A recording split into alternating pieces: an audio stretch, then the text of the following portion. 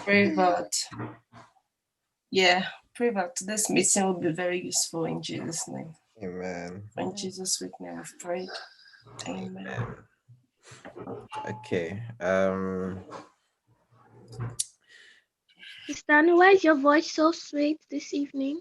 This Always sweet is, but it's over sweeting this evening. It was this call that woke me up. You sounded so. Good evening, everyone.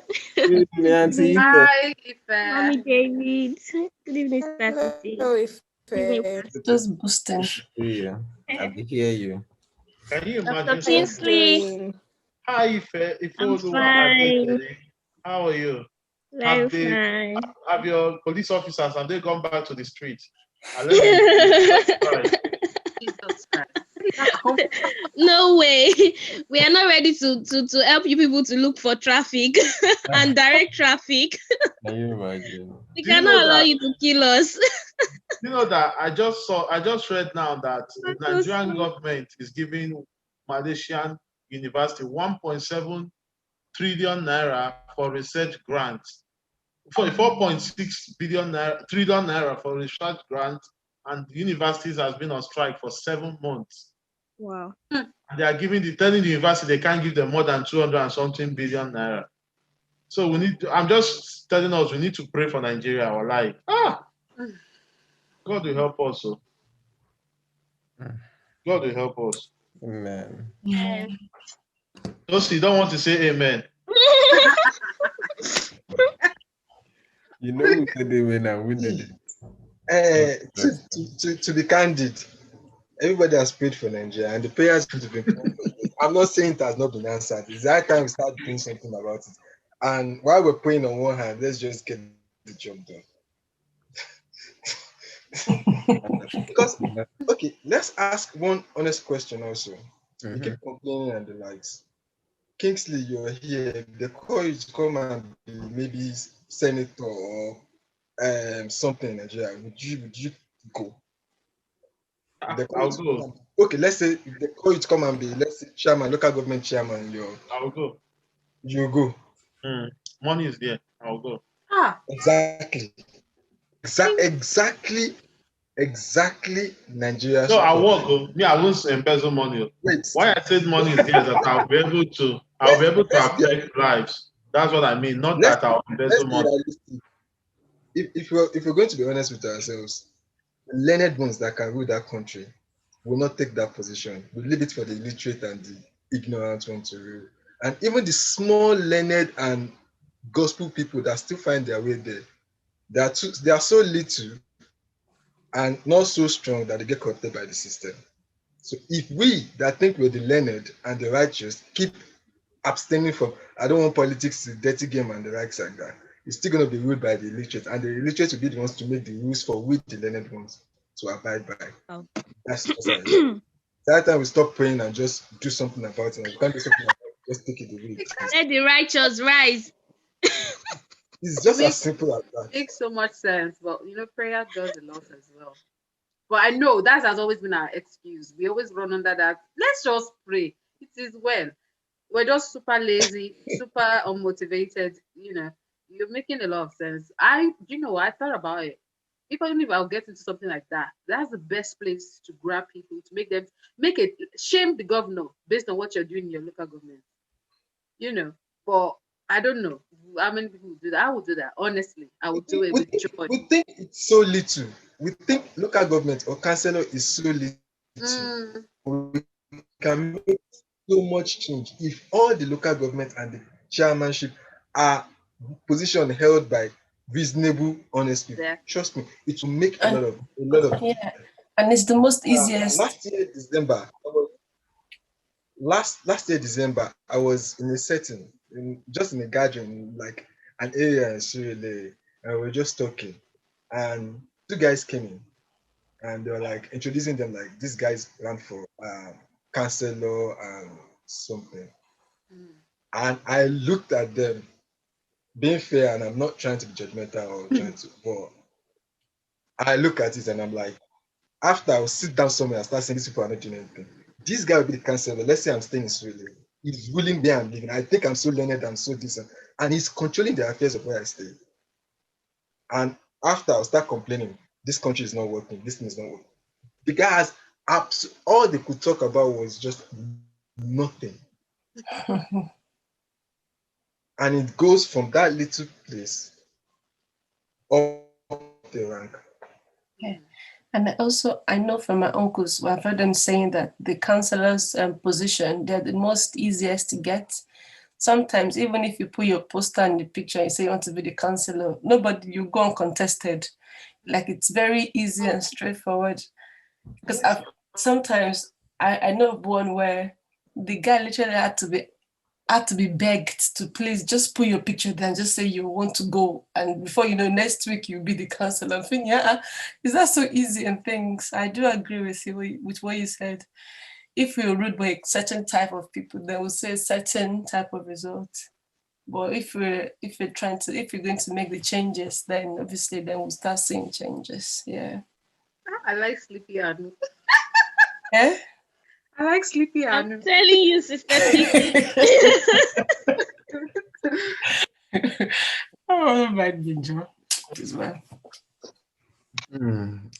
So that kind of already preludes or prologues what we want to discuss today.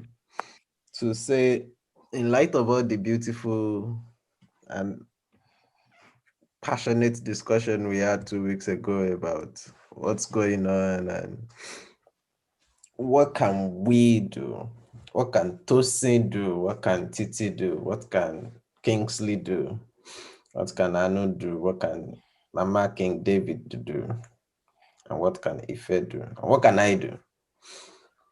In light of all of this, in light of the fact that you are where you are now, you know what you know, you understand what you understand. What's the practical, realistic thing that you think we can do? And let's be sincere, not just ideological. Let's make it practicable. Yeah, what I've started doing is reached out to my younger brother and just drum the sense of being a man and being a man of integrity into his head. I ranted and ranted and ranted. Stop asking people for money. I'm sure the guy would think, where is this guy coming from all of a sudden? I told him to go apply for jobs and stop depending on. I was just talking and talking and talking and talking. After I finished all my talk, he went on Google and said, apply for jobs in Akure, Ondo State. Send him the link and things like that. I think it starts from our immediate, for us in diaspora, that we don't have direct, like you can't say you want to go and apply for counseling job when you're in Liverpool. It's to influence our people back there, the ones that you can easily influence and motivate to start being part of the system. And I think I particularly searched for jobs in local government. I didn't know my local government, so I had to Google Akure's local government and started looking for jobs around that. So, and because I know from my mom, she was like the pharmacist there, that jobs there are easy. So I thought they would have like a hub, like where you can just go and search for jobs. I searched for local government jobs in Nigeria, nothing. I searched for nothing. But when I got tired, I just messaged my friends in WhatsApp to say, can you please tell me how you get jobs in Nigeria and things like that. So that's how I have been able to effect the changes. For my elder brothers, I can't rant at them. Otherwise, from the first sentence gone, they will just have switched around. I beg, just go sit down for there. So, but I know for Ife, that's my younger brother's name, I'm able to talk to him and things, and hopefully I'm hoping. Isn't that sweet? Have a name suit. Yes, his name is on a road tonight. Mind that. So that's how I've been able to not be lenient. I remember saying the phrase to him that, like, you're on your own and you're doing things and we all think it's okay, but I don't think it's okay. Like, it's time to just gear up and be a man. I think I must have mentioned being a man like 3 times. And in light of all this mental health awareness, I'm thinking, yeah, we'll go and drive the boy to go and do something else now. But yeah, he understood, he agreed with me, argued with me, we talked together, I apologized for my harshness. But at the time I was right, actually. I didn't know where it was coming from. I didn't think it was coming from this backlash of the NSAS thingy. Because whenever I hear about the NSAS, all that I think about is them and my cousins and seeing their stupid photos with the whole parade and the protest. And I'm thinking, these guys are so clueless and they're going for protesting. Like, what do they know? But yeah. So that's how I've been able to do mine. Okay. At least that's one way to go. By the way, a warm welcome to Mrs. Akini Kiawe. That's Ife's new housemate. And we're so excited to have you join us. Hello. Who are we greeting now? We need to be sure she's not you know me, we need to be sure. We need to be sure it's not somebody that has stolen her phone. Has stolen her phone and then put it in. Please, your face will be highly appreciated, man. Oh my goodness. You're welcome, man. God bless you. Kingsley, are you happy now? Oh, we are happy now. Mind of the house. Welcome, man. Good to see you. Good evening. Hi, everyone. You okay? You okay? You're welcome. So good to have you around. Letiti Akitoye. Yes. Are those the only people on the group? And no, Joshua. Okay. Fair and Nito. Yeah. I don't know how that's pronounced. Nito. Okay. Yes. Hi, everyone. Hi. Thank you. Hi. Nice to meet you. Maybe at some point we might do a little bit of introduction again to get to know ourselves and then also get to know you. You met us in the midst of discussing about NSAS, which I'm sure is not new to you, the issue going on in Nigeria and all that. In our last meeting, we already started discussing about this. We basically kind of critiqued the whole issue with the protests and the aftermath of the protests, the lootings and all those other things that had happened. We're basically trying to, in a sense, just come at it from different angles. Was it worth it to have protested? Is that the way we should have gone about it? But today we are coming down to the point of, okay, we are here in Liverpool. What can we individually, practically do to begin to change the narrative? I believe that somewhere, at least one thing that was common in our discussion last week was the fact that every single one of us is passionate about and hopeful about the new Nigeria, a better Nigeria, which is a good thing. So now we're asking ourselves, what can we begin to do practically in the context of, I'm here, you're here, you're doing what you're doing, you know what you know. How can we effect a change? And that was what Arno was contributing about when you came on board. So who wants to pick that up from there and just reflect on your own context and say, what can I do? Kingsley, I know you'll soon be leaving. So it's fine. I'll just I'll leave. But Sister Anu, you said that you talked about us investing or encouraging people at home to look for work as well. But one of the things I wanted to point out as well is that sometimes the work is not there, you know, because this question is very important, because when you say what can we do, it's kind of, I've just been thinking like, what are the possible things? Because it's easy for us to make talk and tell people, oh yeah, just open up a poultry and do something, do this thing and do something. And they're like, where's the capital?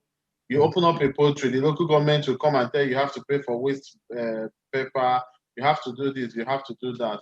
But however, on a generic suggestion, in the sense that what we can do as those of us in diaspora is because we have a higher hand in terms of our currency to Nigeria. I think one of the things we can do is to empower people in skill acquisition. So if somebody wants to learn sewing, for instance, you can buy a machine for the person, and that person can start in the house where they are living to start sewing. Or somebody wants to do something, maybe go for hair making, or I think we need to start going into those skill acquisition, because the more we wait for the government, the more it's difficult for us to achieve what we can do. But I think if we can start thinking of having being job creators, it will really help Nigeria. If we can go into that poultry, a lot of things we can go into, but we need to start pushing some of our businesses. I know in Nigeria we're very good at that. You know, any money people make here, the next thing they're thinking of is how to go to push it to Nigeria to do some things. You know, but I think it's more about empowering people as well, intentionally empowering people as well, in addition to what Sister Anu said. Because really in these local government settings, there are a lot of jobs there. But some of those jobs may not be lucrative, but it's better than not having nothing and begging up and down, you know. I think that's one thing I think we can do. But I think another thing I would say is I think we need to have reorientation of our mind, if you ask me, to be honest, in Nigeria, because a lot of people, especially young people, they don't want to, people don't want to suffer, in quotes. People don't want to do some work to earn the living. They just want a situation where you stay somewhere and then Quick money. yeah, because you came out with a first class, then it's a guarantee that you should have an oil company job. So people don't put some of those things into place. So sometimes you may need to even be a plumber, or even do, let me speak like the woman, or the House of Assembly woman. But what I'm trying to say is that when you go to school, going to school is not a guarantee that you make money or that you get a good job. Going to school is just to expose your mind, especially the fact that you have met different categories of people. Like take for myself, for instance, now I've met Yorubas, you know, in the person of Pastor Ola and Ife, Titi, and every other person. And then I've met Hausa people, I've met different people, I've met normal people, I've met abnormal people, I've met all kind of human beings in this world, because you go to university. That way you can be able to position yourself well. And when you think of, okay, let me open a business or let me do something, it helps you to position you well for that. But when people, our mindset is, oh yeah, I went to university, once I graduate, man, it's now oil company, the way it was in the olden days, in the 70s and in the 80s, then I think you are in a very, very big nightmare. So I think reorientation of mind is also something that is very, very necessary, you know, that we can do as well. And what do I mean by that? We need to stop painting UK to be heaven for people. We need to stop painting UK or abroad to people at home. Because sometimes you get people at home, they are telling you, are you okay? And at least you earn £8 an hour and you do 10-hour shift, £80, they'll convert it to Naira for you.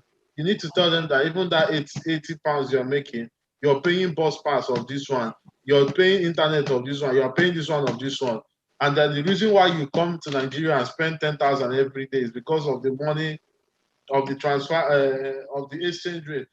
Let them people understand that people are actually not finding it too easy, you know, in United Kingdom or abroad. And when people understand that, they'll stop expecting so much from you.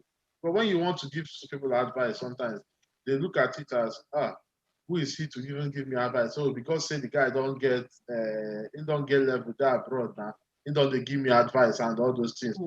Because I ask him small money and all that.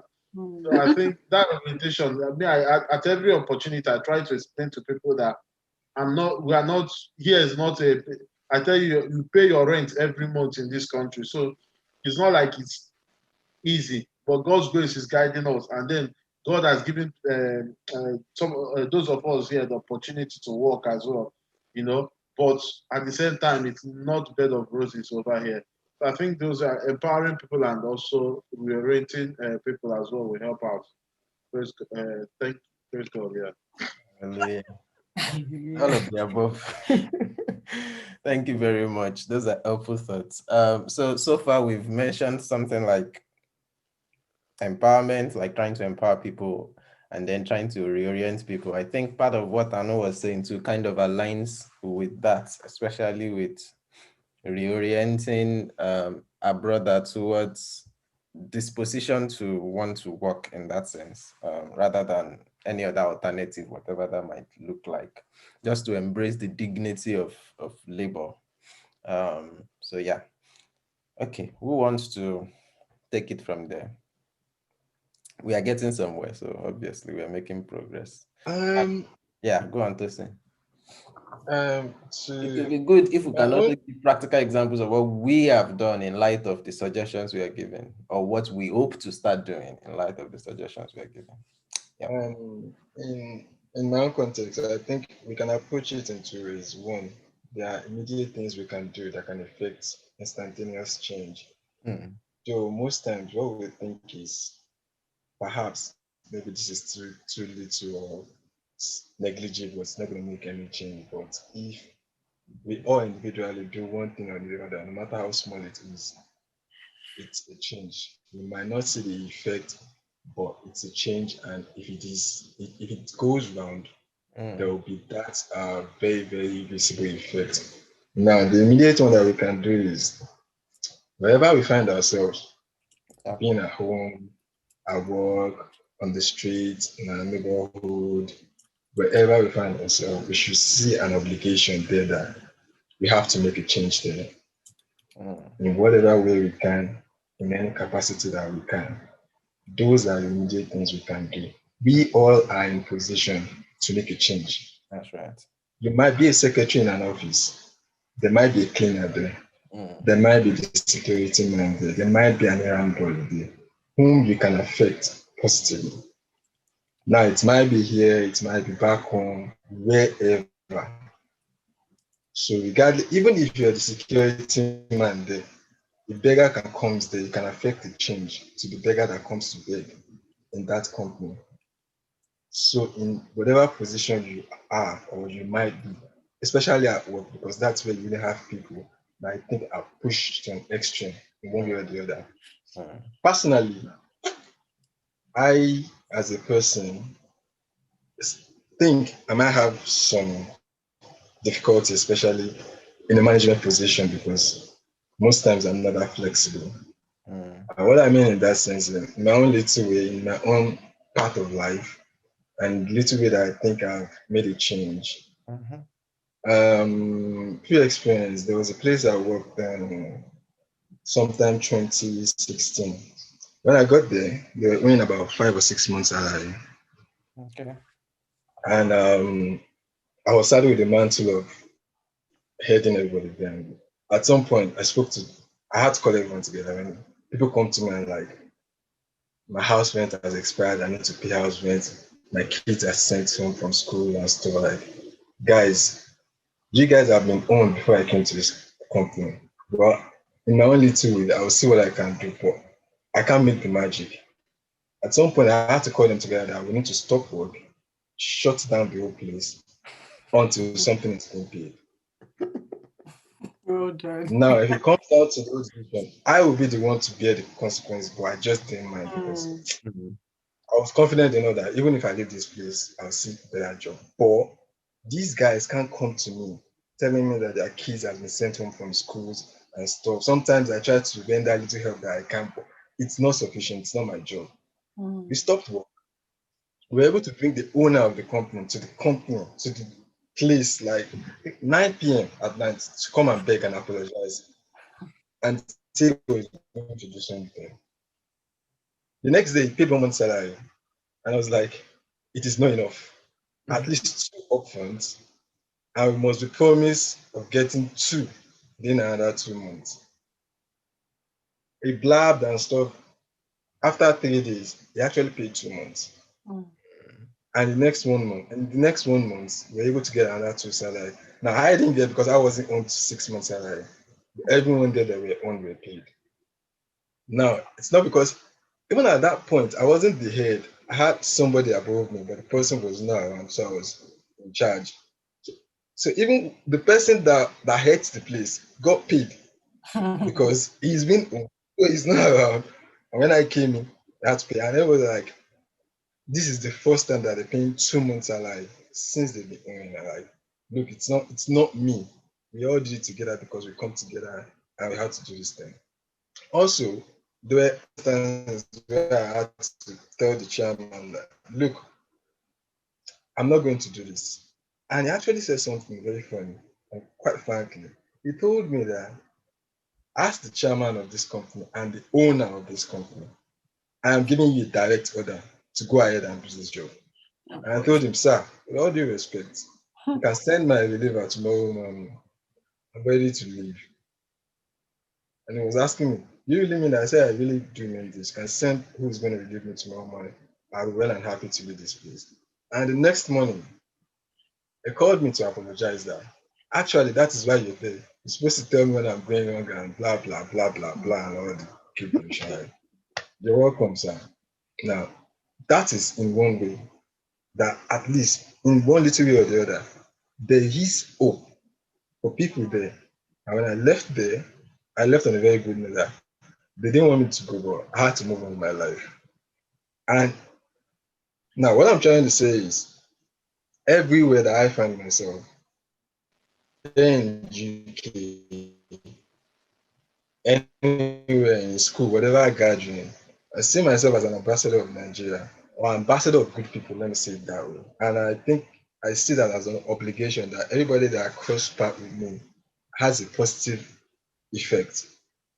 Comes down to being in Nigeria, like somebody like, where are you from? I'm in Nigeria. Like, oh, really Nigeria? Ah, wow, that's nice.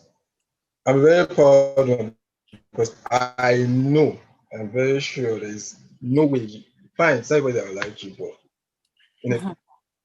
in a view sense, there's still going to be that distinct that sets you apart. Like, wow, that gives that impression. It's not because I'm trying to impress anybody, I'm just being myself. But I take it upon myself that I have to be extra better wherever I find myself because somebody's looking at me like you, blah, blah, blah. And they're going to have keen interest like, you're always in Nigeria, fine. That's on the outside. In Nigeria, where you work, on the street, it goes as far as this way as maybe you see an opportunity, see something online, like there's a free school or free something online, and some school is advertising. And you see a kid, your neighbor, maybe 3 blocks away, 4 blocks away, that are not doing anything. You can tell that kid, like, look, I saw this thing online. It's a school, it's an application of stuff. Why not try this? That is change. In when you live.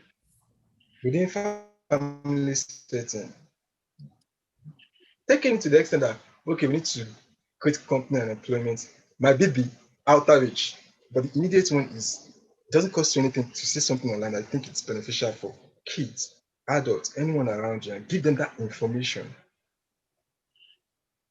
It costs you nothing, but it goes a long way that changes things. Now, who are the biggest employer of labor? It's the private sector, it's not the government. It's only in Africa that we're so concentrated on the government, everybody wants to work in whatever. It's the private sector. If everybody in the private sector are well taken care of, we will not have as this much problem that we have in that country. What am I saying? If you work anywhere in the private sector or anywhere you work, and you try to make things in order, paid salary when necessary, not when necessary, but at the appropriate time and everything. It might be little, but if people get it on time, the key about the government that even people in the private sector, where the salary comes, they hold salary for weeks or months just to get some interest because of the bank before paying it to the staff, killing that country in that way. It's killing the country. Now, those are the immediate times I think we can change the country one way or the other. Now, in the long time, like we said, starting with this cancellership and stuff, what I've observed is in the foreign country, people are groomed to actually be politics. Kids are groomed right from kids to they are schooled, knowing fully well that they wanted to be a politician, not by mistake. Now, what you and I can do is, I'm in the maritime sector. Have I actually thought about getting to a position where I can go into the management level somewhere in the public sector, in the maritime sector, and effect the change? I sit back and keep complaining, government is not working. the ministry, this blah blah blah blah blah blah blah. Can I groom myself that that's my target?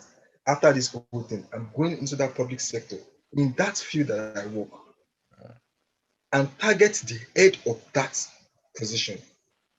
And when I get there, I'll make a change. If every one of us do this in the maritime sector, maybe it's in the port, get opportunities to work in the port or whatever, or in the master or something, and I effect a change, a lot of lives will be touched. And that change can spread. That is just with one person. But here I am, blaming the government, blaming the ministry, blaming all the agency. I'm not aspiring to go in there and effect a change. I'm here sitting down, working, making my money. I'm like, who cares? If I can make some money and eat and my family are okay. If we all individually can set that target, like, okay, fine, after all this stuff, it might just be a retirement plan. Get the best out of yourself that you can get. And aim for that public sector, the head of that public sector. Go as far as God helps you. But whenever you find yourself in that sector, the public sector, effect the change that trickles down from whatever position you are, down the lines. And I'm sure if we all can do that, then we can start talking about the change that we all dream of. Brilliant. Thank you Thank very you. much. Listen, That that's was a great speech. You need to go into politics, Mr. Man. oh goodness. Yeah, that was spot on. Lots of things to think about there. Okay. Any other thoughts? Any other person wants to share? Yes, if I Okay. Yeah, I just want to follow up with what Dr. Kingsley said and Sister Anna about empowerment, and also Tosin also mentioned that I think empowering youth, because as we are here in Liverpool or wherever we are, we are thinking different.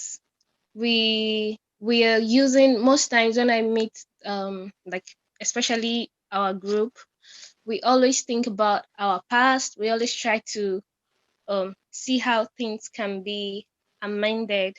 Maybe things that we go through in our life and we don't like the way it is, and we're trying to just change it for people coming after us.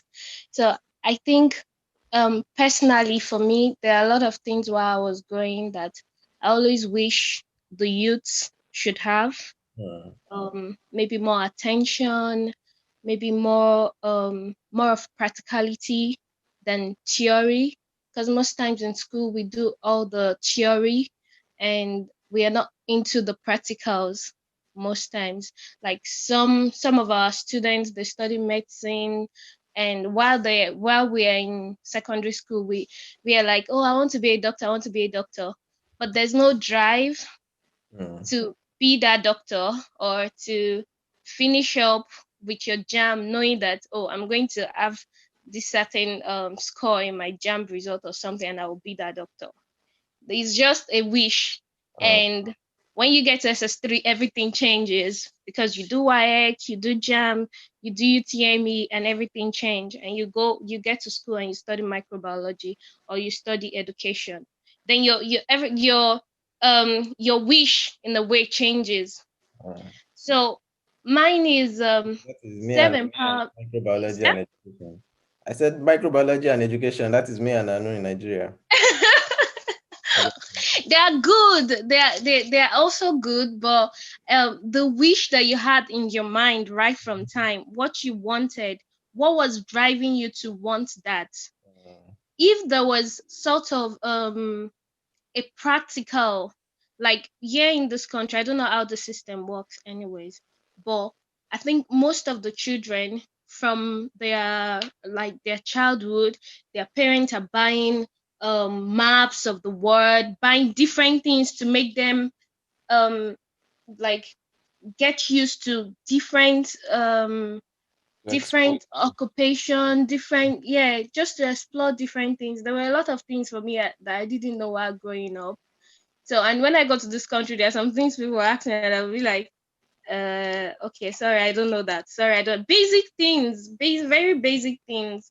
And I personally, I wish youth. I'm so, when it comes to teens, I'm so driven to changing things with what I went through, like what I've had to go through in the past, like the things that, oh, when I meet someone, they ask me something, and I'm like, oh, okay, and then I try to throw it back to my younger ones, actually, to ask them the same question and see if they know it, and then I try to teach them about it. So I think self-empowerment is like empowering our youth back home is really very important. And the way I've been able to um, do that so far is like April I started a group. It's called 4G Friend Groups, and where I came up with some of my friends, some of my friends back home, different they're studying in different areas. So we're able to bring some teens together and try to teach them things, try to help them, try to encourage them, try to make, like, the ones that want to do medicine now, they make it more practical, like, okay, you need to do this, buy syringe, buy this, buy that, make it practical at home, post it on YouTube, teach us how it's been done. Now, this is you, even before entering university, you're already trying to do that. Go to a pharmacy, start working in in the pharmacy. Just tell them you want to learn, let them teach you, would raise money together and, help you out with practical things that you need to get, laboratory things that you need to get. Tell them to teach you. Tell them that you want to learn. So just work there. You're also gaining from them, even though they're paying you 4,000 per month or they're paying you 7,000 per month. You're still in secondary school. Great advantage. You need it now, so that by the time they get into the system, they get into the university, it's not like so new, and they're actually working towards that dream. And also, for me, I feel another thing I'm hoping to do in future is having to bring you things together to say, why can't we know our purpose now? Why do we have to grow up to a certain age of after university before you know the particular thing you want to do? Why can't it be from this secondary school or something? Why can't we know our purpose? If we are serving God, if He talks, if He speaks to us, I don't see the reason why our parents cannot build with us to know our purpose. Instead of some saying that, oh, I want to study medicine, and you say, no, don't study medicine, go study art. Art is a beautiful thing. Or I want to study commercial class. No, you have to study medicine. Why can't our parents? Why? I just think now with the youth like us, as we are going to become a parent, we should be different. Our children should not say, I want to study commercial, I want to be in politics. And you say, why will you be in politics? Be a doctor. Don't go into politics, be a doctor. No. Let us help our children to actually know that purpose which God has for them. I want to be a pastor. If your child say I want to be a pastor right from a very young age, support is our dream, and make sure it's actually God's driven. Like I love the book we are reading in G24 team in my church at the moment. That's our parents help us to actually fulfill that purpose, that God's driven purpose for us. We might have different desire. Maybe, oh, all I want to do when I grow up is to have a home, is to I'm grateful to my parents, because right from time they've always been very supportive with our dreams.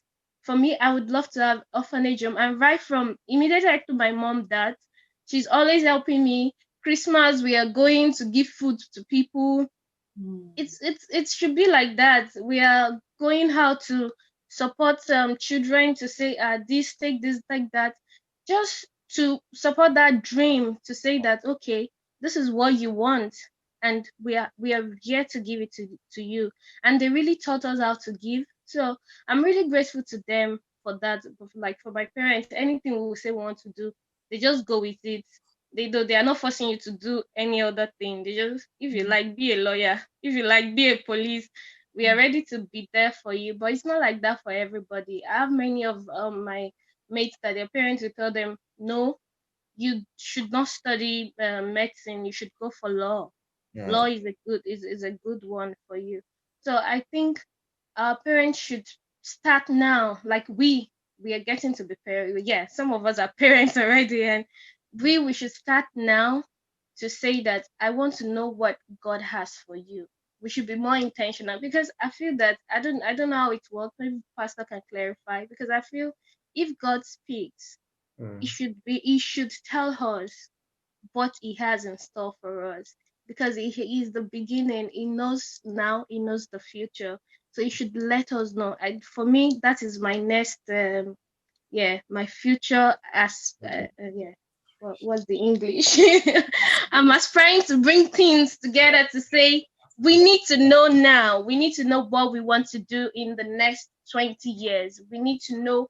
We want to know it now. I want you to talk to us now. We don't want to wait till we are 25 before we know that I'm not meant to be a doctor. I'm going into. We don't want to waste. It's not a waste of years. It's experience as well. But we want a better experience. This is what I want. Thank you. Brilliant. I'm really enjoying all of these insightful contributions. I mean, I've not personally even thought along all these lines, and this is Sorry, sir. Yeah. What was the question? My network was just going off and on. Oh, sorry. What was the question you asked? Like, what are they talking about? So that's good. You remember in our last meeting we started talking about all these this brutality and all those issues.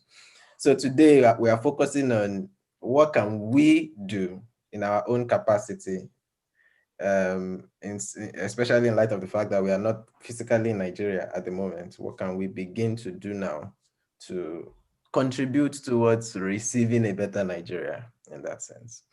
And we've had interesting contributions. So okay, let me just chip in a few points. You look pretty, by the way. Indeed. Hold on, please. Let me come. I like her hat. She's very feminine. Sorry, where I am, the network is so bad. Sorry. Okay. Okay. Hold on, please. Sorry. Okay.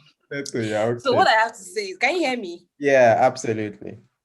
What I have to say is that I think the first thing is to sensitize people about how we should get a better Nigeria, how talking to people, giving them points and things that are meant to be done, or things that they should do on their own paths to contribute to making the nation a better one. And then secondly, I think giving yourself to the society is paramount. Like, for example, you're a baker, you know how to bake things. You can just pick few people that you can just teach some things about baking, or you're a seamstress, you're a tailor, you're a fashion designer. You can just teach people free of charge. Just give yourself to them, tell them everything that you know about that particular field, and then they just go and make good use of it, and then earn money and teach other people as well. Because what you do to someone, the other person will have to do to another person, and it keeps growing from there. You understand? So that's my few points. Thank you. That's really good. Okay, I'd like to chip in a couple of things. Yes, please. Sure. Okay, so for me, during the whole EndSARS movement, I think the biggest eye-opener for me during those few weeks was the huge disparity between the educated and the uneducated, the enlightened and the unenlightened. The few weeks of the peaceful protests were like the educated, enlightened ones, and then the following weeks of the robbery and the thuggery and the stealing and all that were basically the so-called hoodlums, if I won't like to call them that. So I think our biggest challenge is bridging that gap between the enlightened and the unenlightened in Nigeria right now. Because basically, if we can't bridge that gap, then we can't break that chain of bad governance we have, because we keep using the unenlightened ones to disrupt whatever good intentions the enlightened ones have. So now our main focus should be on how we can bridge that gap and get both sides on a unified platform towards single goal of achieving a better Nigeria. So basically, I've been wondering that what kind of programs can we have to be able to reach out to the poor neighborhoods, the areas where they have like very poor utilities, very poor facilities, very poor education, and all that. Now we have all these NSAS hashtags and all that on Instagram and all that, but like 90% of them are not on all the social media platforms. Which is the platform that they use to communicate amongst the enlightened ones. So now, how can we bridge that gap? How can we get to those ones that don't have access to those platforms that they use to communicate? Is it pamphlets? They don't read pamphlets. If you print pamphlets, they'll just probably see it and throw it away or something. So I think that's what I've been trying to crack my head over. How can you bridge that gap? How can you get to them? Because basically the way that the so-called supposedly the bad people in government get to them is by giving them very little money, 1,000, 2,000, 5,000 to go whatever and do whatever they ask them to do, and they're so happy to do that. Now you might not have that money to give them, just to have them to sit down and listen and educate them. So how do you bridge that up? How do you get to them? How do you get them to be on the same table with every other person to the greater Nigeria?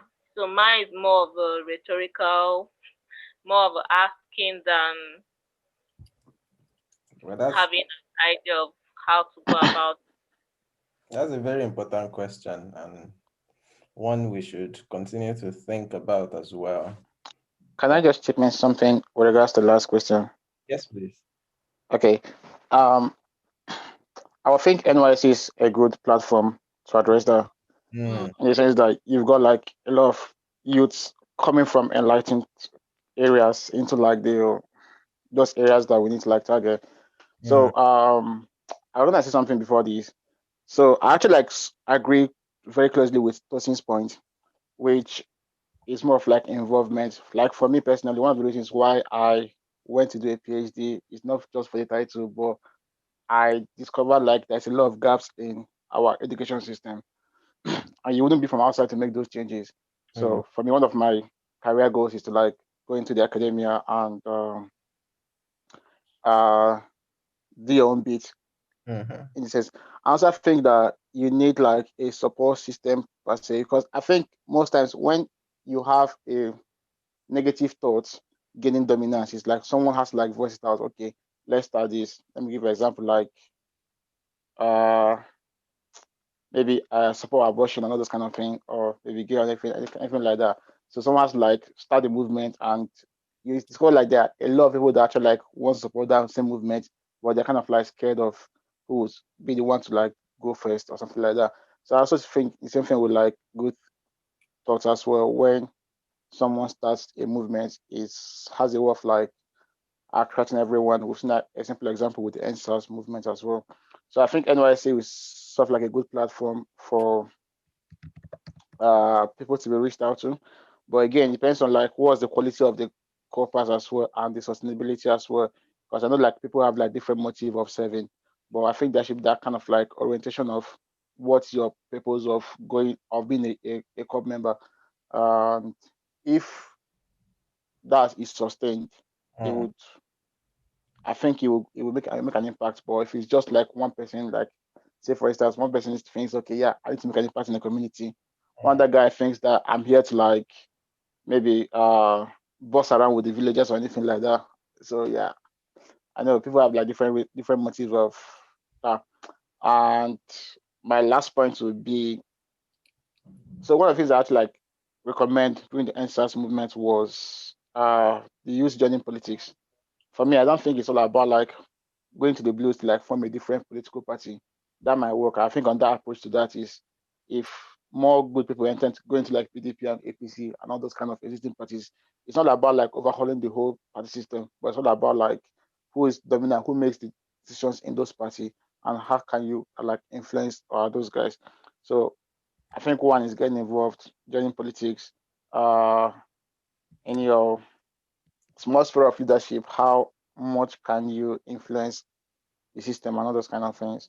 And also, it also comes down to like self empowerment and self capacity, because you have to be up to certain level to command authority.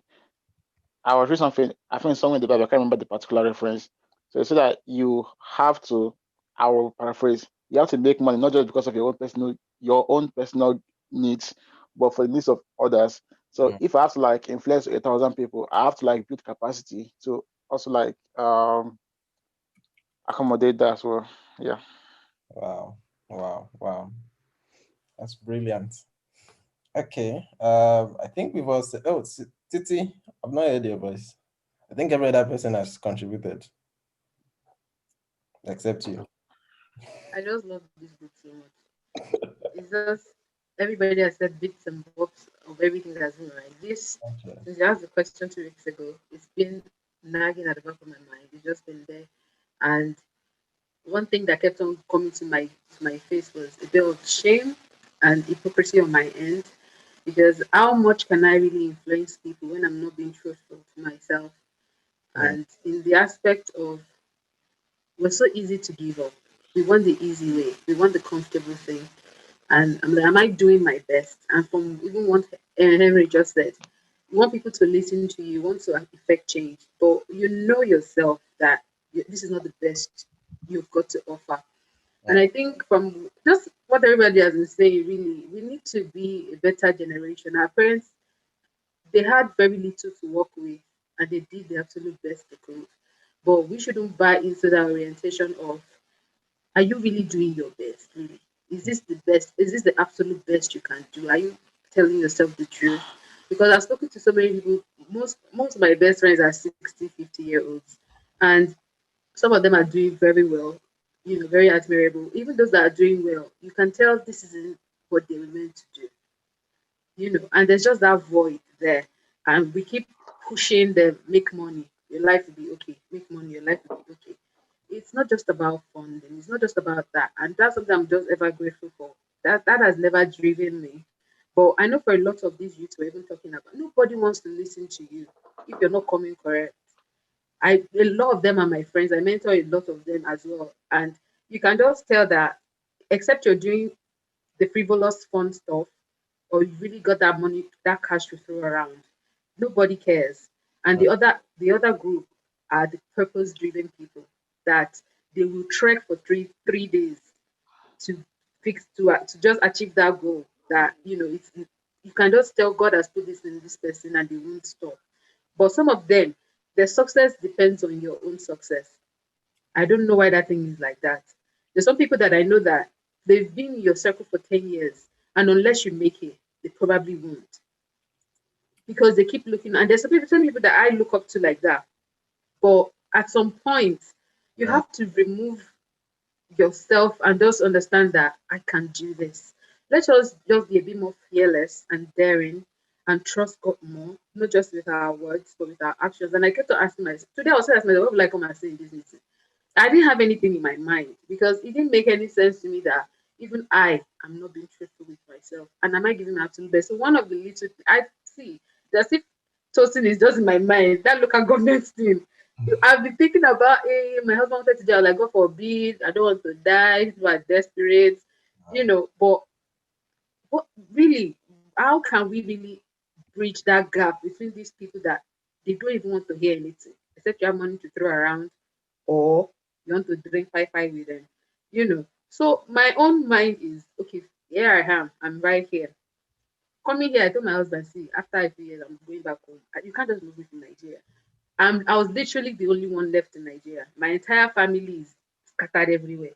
And I was like, I'm not going. I'm not going. I'm not going. I'm not going. I came here as sacrifice for my family. But I started to think that, okay, Jesus traveled. Jesus changed. Listen, let me just be calm, let me calm myself. Let me be more embracing. And part of the people I've surrounded myself with, I've learned a lot. I've seen the blessings in everything. I always say, from I was 14, 13, my life is not a mistake. Nothing about my movement is a mistake. God orders my step. Even things that are confusing to me. So one of the things that I really want to do, to cut the long story short, is I've got a few people here and there in this Liverpool. I've spent just a few years, and a lot of them don't even come to. They're not in the same circle, and some of them are quite judgmental that, oh, they probably be bored with this kind of my crowd, and this my crowd are like, they don't want to be contaminated with the kind of things they do. So I'm like, what can I do? These are brilliant people in different groups they have so much to learn from each other. What can I do to bring everybody together? What can I do to make us be conscious about being our absolute best and not be lying to our children that, because of you. There's a lot of aggression being passed on to children. Some of my friends are just like, you can just tell their parents, like, if not for you, I would have done much better. Your kids are not the problem. You were not determined enough. You always found an excuse. And then you're like finding the next person to dump it on. And who better to dump it on than the young and So my own is just, how can I get my children tomorrow and look them in the face, straight in the eye, and tell them I did my absolute best. And I'm so proud of myself. I'm proud of you. Go for it. Don't drive them that make money. How much is your husband earning? No, 5,000 naira teacher. You go and learn, it must be an engineer. No. And I'm just so grateful for the kind of mother I had. She's the absolute best. She's an angel. So the thing is, I'm just trying to put together a platform where I can bring all these my people together, you guys included, and just encourage each other to go for. It's never too late. You're like, I have master's degree in Kiniko, and you're not telling me to start from scratch with another thing. No, if that's what God has blessed you with, this can happen in 6 months, and you be an MP in Liverpool or something. Things can just flip like that if we're that fearless to pursue it. So that's what I'm trying to do now, and I hope next year, by God's grace, I can put out my own music. I've battled with it. I've done gospel. I've done a bit of secular. It's meaningful secular, not sticks and them. So it's so I'm trying to put out more conscious music. That it's a struggle trying to bring my style to what Nigerian youth want to hear. They're like, I'm like, Simi did this thing. Everybody listens to her. I definitely go figured it out. Everybody listens to them. So what can you put out that makes sense? You're being truthful to yourself, and we're trying to make each other better. So I've consciously said I will support anybody, because sometimes I can just be off the radar. You'll not just find me anyway but I feel like for you to be supported, you need to support people. And it's not about being fake. You just need to truly care. I'd rather do things behind the background, and you won't even find me. I just don't like it being in the spotlight. But I feel like I'm always in the spotlight regardless. Like, I don't know why that thing is. So I'm trying to just let go and not be so scared of being center of attention, but find a way to put attention on other people even more, and just help each other be better. And for example, Pastor Ola's book now, I'm like, why can't I send to everybody that I know to purchase on Amazon? When Pastor Ola was giving us free, I was like, I'm so shameless. I cannot even support Pastor Ola and buy this book myself. But it's a gift. Let me take it. But I'm like, okay, Pastor Ola is bringing out this book. Oh, let's get this thing together. Everybody, I know 50 people, 50 people. Before you know, we're 200, 300 people supporting this person. The same crowd supports the next person. before you know what, we're doing great and mighty things, and we have that coalition, and like they even mention your name, they're like, this guy. We just have to be intentional about this. These things don't happen by, you think APC and PDP, they're just sitting down wishing this thing will happen. They are intentional, as illiterate as a lot of them are. They're a gang. They have, there's a procedure. They're very meticulous about it. And I feel we should be more like that. And I'm starting with my own life and just being a lot more fearless and going for it. Yeah. Wow, that's beautiful. I Yeah, think, please, can I add one more thing? yeah, go on, Thank Ife. you, Sister Titi. You just made me remember something. I also want to add that if we go, most of us, when we go back home, as Uncle Kingsley said, we should not be overhyping this country and other places. When we go back home, most of us go, we build big houses and hall, we spend money. I was thinking, if you're a rich person in a community, if you have the money, why not be the first? Why not decide to make the roads? Make a nice road for your area. If you like, if you have more money, extend it. And they don't have to name the street after you. You don't have to name the street. Absolutely. You don't have to make it too obvious that you're the one doing it. It's not until everybody comes together and contributes money. It's not everyone. They will say, like, I'm using the experience with my area and all the local government. They have this meeting every Saturday, landlords meeting, and they say that they should contribute money every time to repair streets. And when they contribute the money to repair the roads, you see that even it's not reaching anything. The boys also, they come out, all those there are some guys, probably they go to school actually, but they still come out to come and be filling sand inside this thing and then be asking for money. And when you pass them, do you even give to them? Do you appreciate their effort? Do you appreciate the fact that they don't have a lot, they are not, some of them are working, but they still use that as opportunity to just make money. They come, go carry sand, put on the roads, and you just pass. You can't even appreciate them to say, oh yeah, Ekushel, well done, good guys, for doing these amazing things that you do, for helping us with our road. And you just pass them by like that. Some people even curse them. And like, what is the issue? Why can't you just give them money and go your way and be happy, be grateful to them, hail them?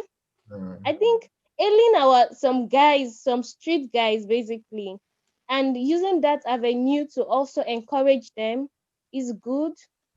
Is it's good. It will help them to be able, you even call one, call two. If you have the money, be the angel in the community, probably call one, call two, tell them, are you working, or are you just doing this one as side stuff? Are you sure you're not like trying to be, because most of them, they are very hardworking, that's why they are doing this. They're trying to make more money for their family, to feed their family. If you have the avenue to sponsor one of them to school, do that.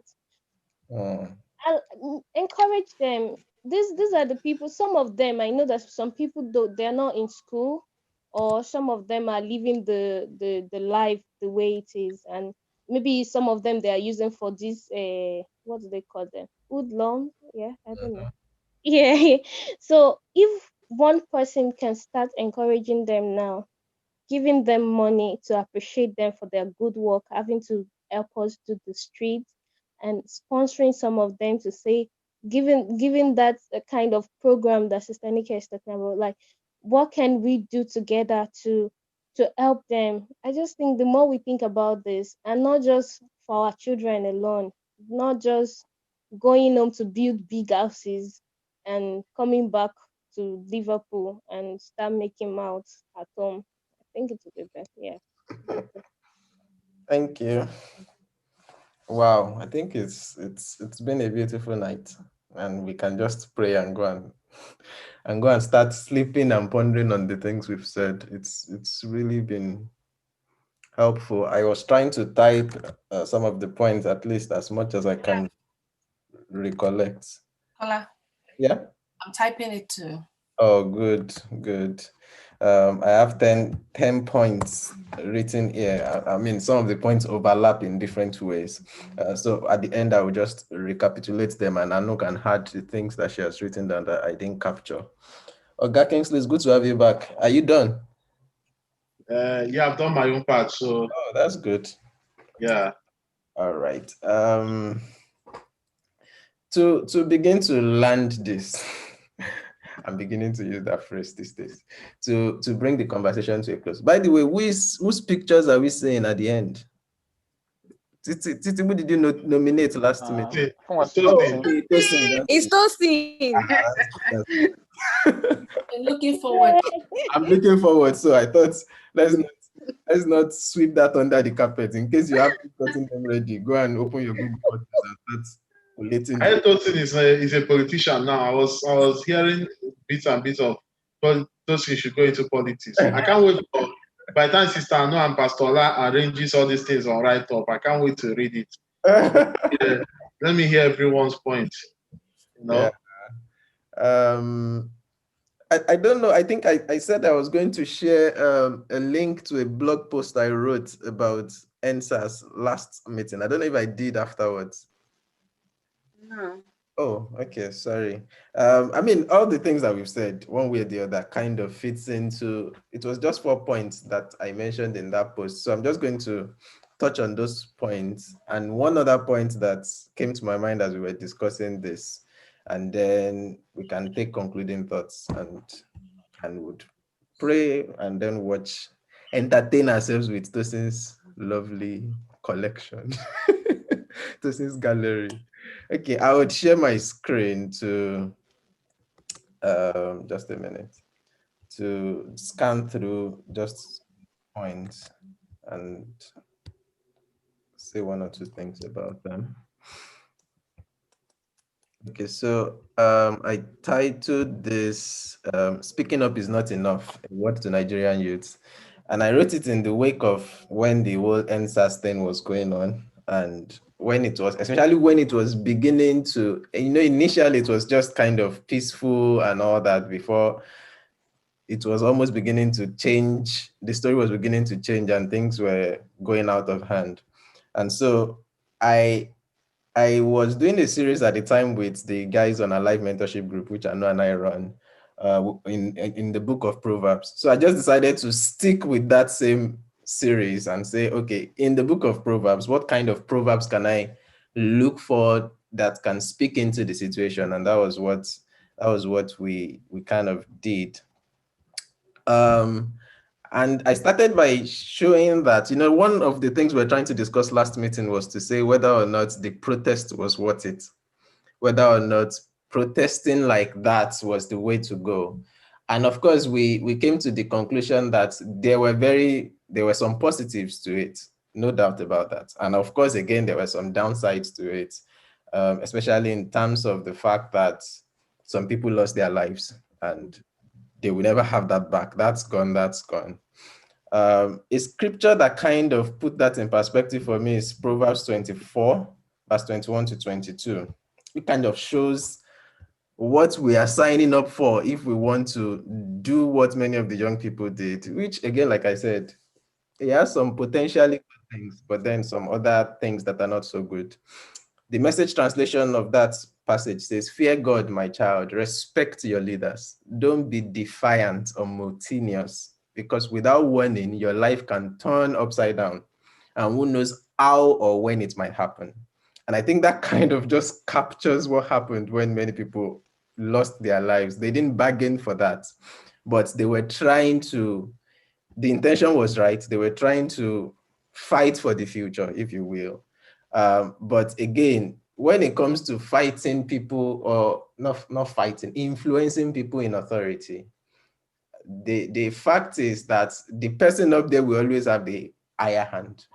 Whether or not he has the higher hand legally or reasonably, whether it is by force or whatever, they always have the higher hand. And that reality will always be there. In fact, there's a provision for that in the scriptures. Romans 13, and again, like this passage was saying as well. In fact, I like the Voice translation of that. It says, "My son, fear both the eternal." In other words, fear God and the ruler in government, because the understanding is that whichever person is ruling, whether they are good or bad, God has a hand in their being there for that time, for that season. It is not wise to associate with those rebelling against them, because disaster can arise. And that disaster can come either from them without warning, or even from God. And who knows what destruction comes down from both of them. So in the light of all of that, the question that I then came down to was, okay, so what can we begin to do? Just like we're asking ourselves now. And my first point was strive to be so competent that you rise to the realm of being a policy change maker. And Tosin mentioned this today. And I think different people mentioned it in different ways. Because in the book of Proverbs, the Bible says, show me someone who does a good job, and I will show you someone who is better than most and worthy of the company of kings. In other words, the easiest way to begin to walk in the leagues or operate in the realms of leaders in that sense is, first of all, be good at what you do. Be exceptional at what you do. Sign up for targeting, I think it was Tosin that was talking about targeting, getting to a point in your chosen career field or whatever that you want to become a change maker. Because the fact remains that really there are some changes you can't make until you have the capacity and the position to make them. You just can't. You can continue to fight whichever way you want to fight or complain whichever way you want to complain, but until you are in certain capacities, there are some level of change that we can command.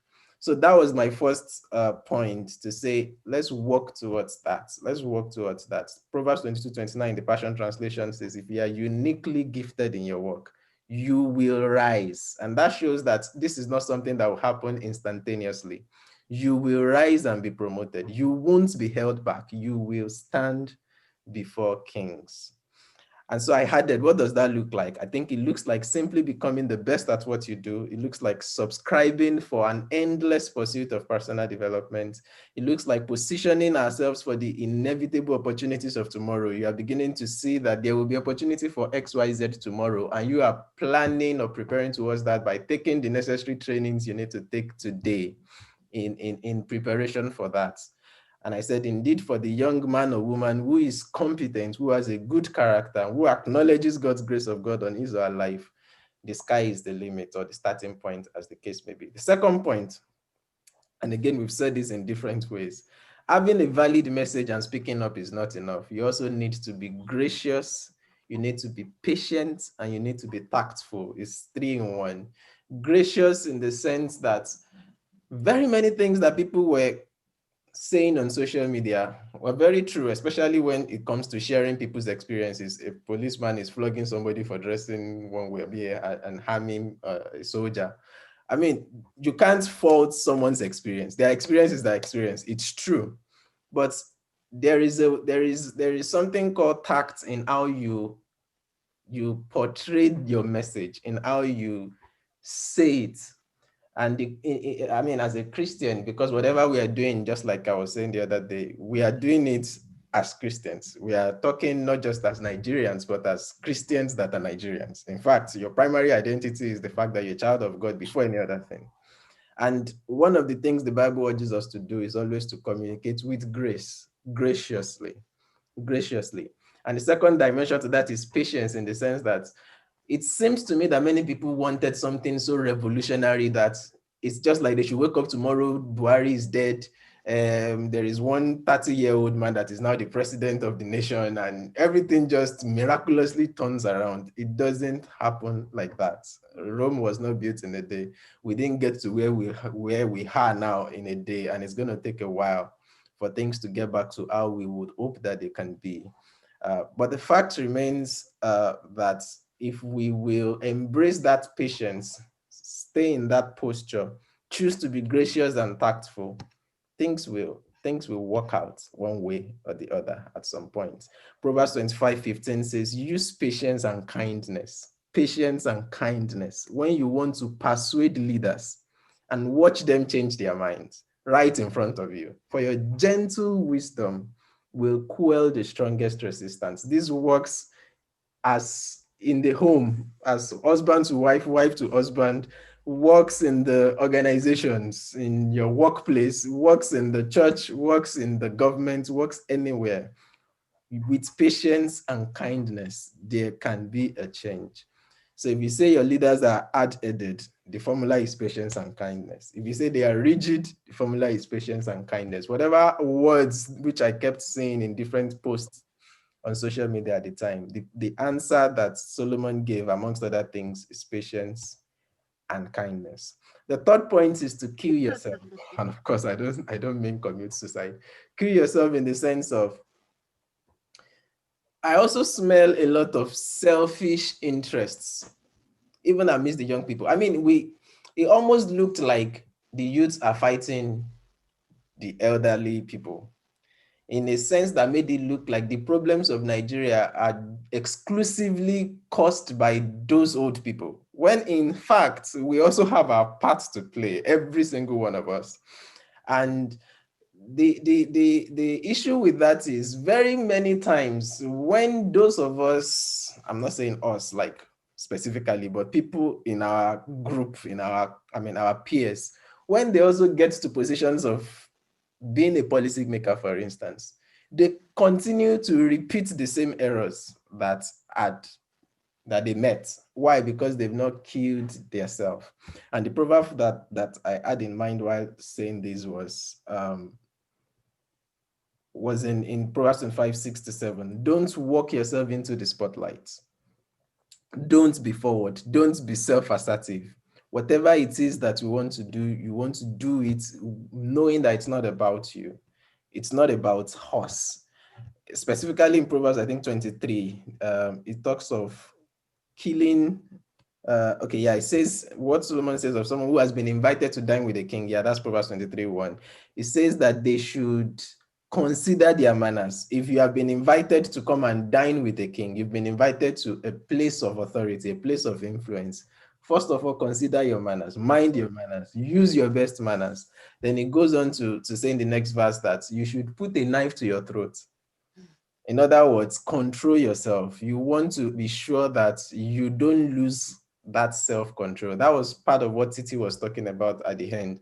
Like, have you been able to influence yourself to a point where you know that hypocrisy is out of the way, is out of the window? If you get the opportunity that you've been craving for, it won't spoil you. Rather, it would indeed be an opportunity and a platform to effect a change. And lastly, which is where we started from, and that's to acknowledge the true king, to acknowledge the fact that there is no leadership anywhere in the world that is out of God's purview. The Bible says the Lord controls the mind of a king as easily as he directs the course of a stream. And that means that, yes, we have abused prayer in Nigeria, no doubt about that. We've turned everything to the point of, let's just pray about it. I mean, in my church in Nigeria, we pray for the nation in every service. No Sunday service ends without prayer for the nation. But what that amounts to is that now it has just become what we do. Okay, somebody should just pray and we just say mumble some words and that's it, done. It has lost its efficacy. It has lost its power. But the reality is that there is a king that is a king of kings. There is a God in heaven that causes things to change. And if we use prayer the way he has given us to use, especially when it comes to leadership, and the Bible is clear about that, first and foremost, let prayers be made for kings and those in authority and things like that. They are supposed to be topmost on our prayer list. And this is not just the kind of prayer of pity or whatever. We're supposed to be intentional in talking to God about our country, about our nation. And so those are the four major thoughts that I decided to put together and to wrap it up with the second stanza of the national anthem.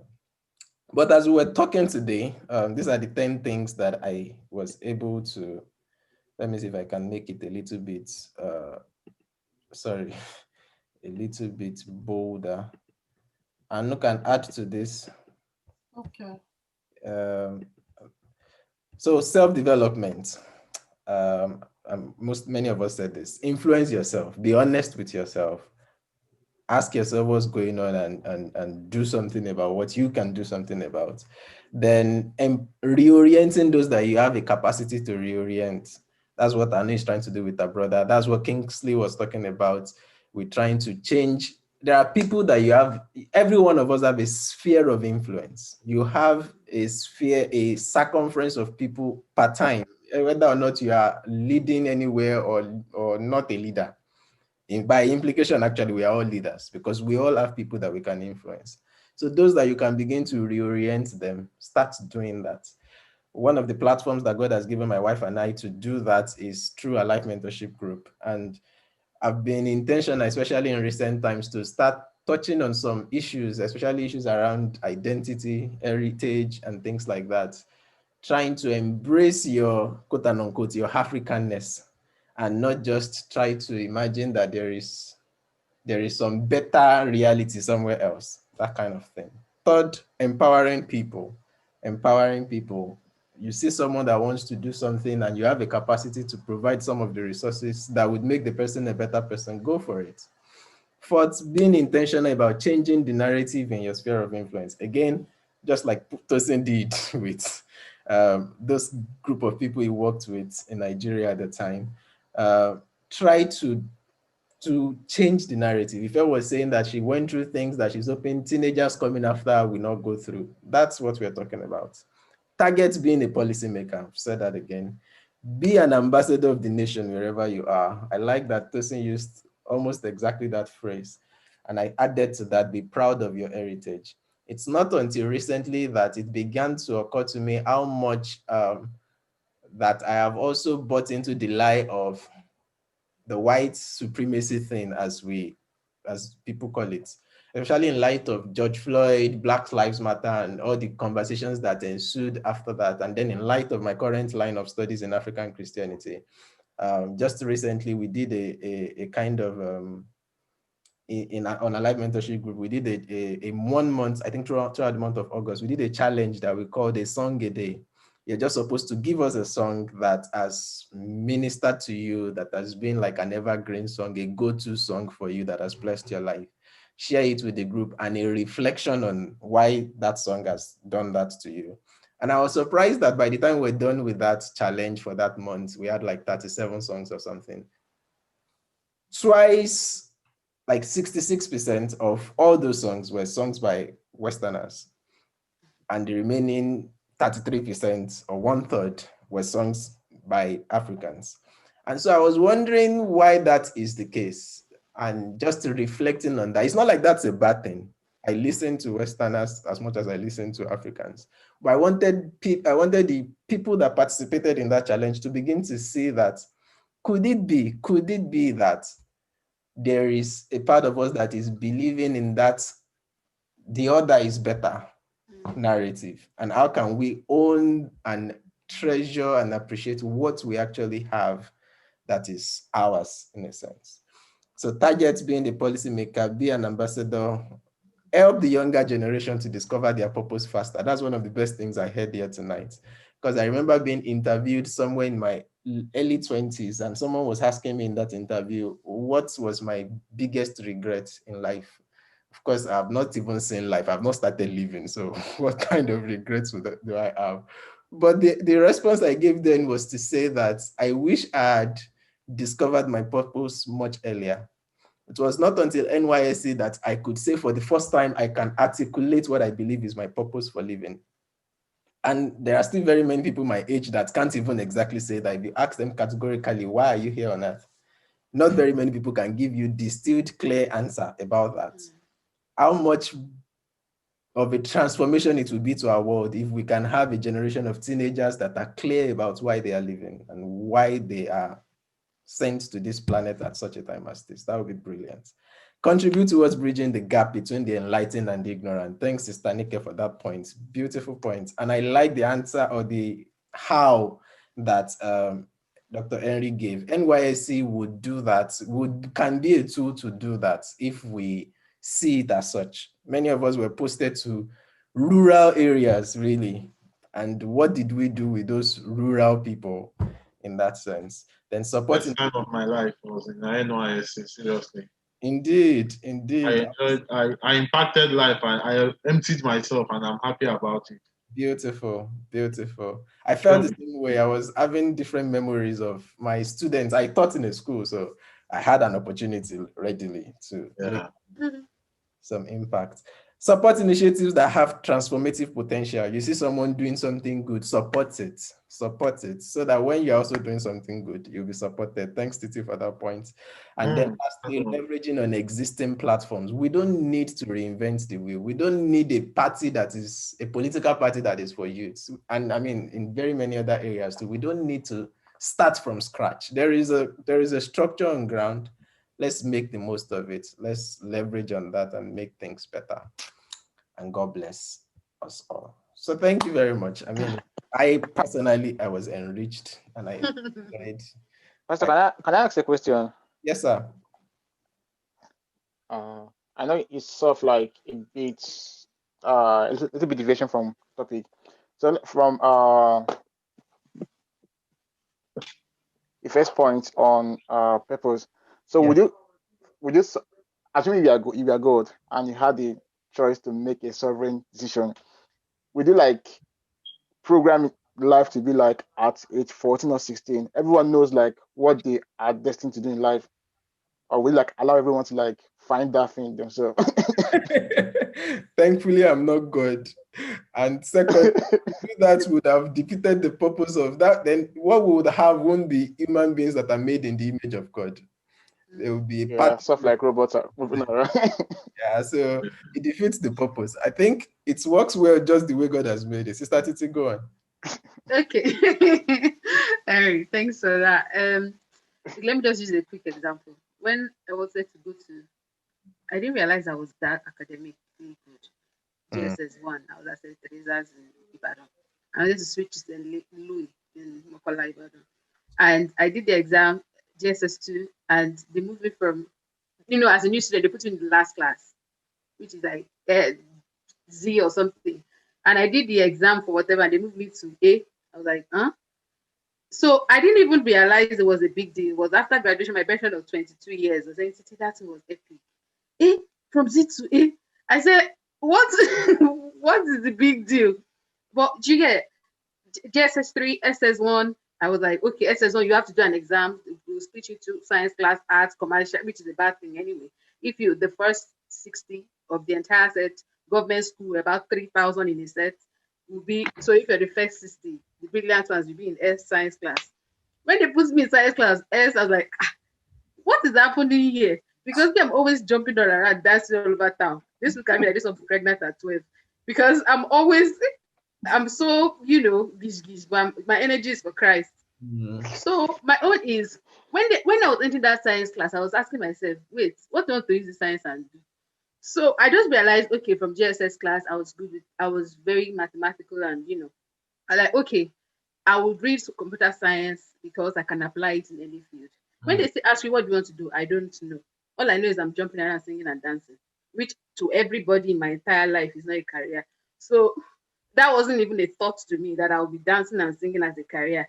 I shall know that that's what I'm doing, but okay, let me just read computer science. It's the only science that I can apply in any field in life. That's why I studied computer science, not because I had ideas. And I was from a family that was exposed and this and that. So that thing can be very confusing. And for some people that are late bloomers that I am, as people are saying she's intelligent and whatnot, I arrive late, but my arrival is always grand and great. But I always arrive late. For some reason, I don't know. But I just feel like we need to expose people more to these possibilities, and it comes from not limiting their imagination. Yeah. We're so limited in the way we have structured to think back home. This is the way. You're projecting your limitations onto me as a parent, as a teacher. I remember in university, the lecturers will come, like they're angry that you're getting all A's. All you first class people.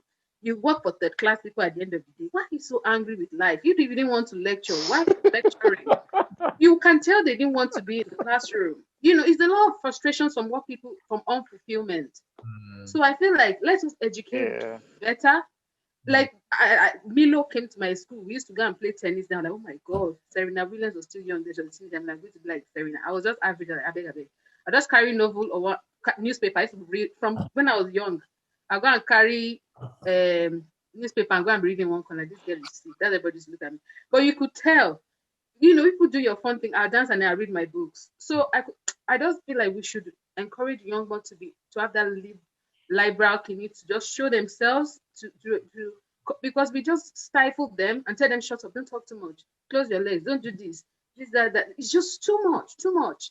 You know, and then let us allow people that will arrive late like me. Let us arrive. I can arrive 50 years after you and be greater than you in that one day. So it's just access to information and just in all things glorify God and know that the impossible can just be possible. Like there's nothing like the impossible. Everything is a possibility.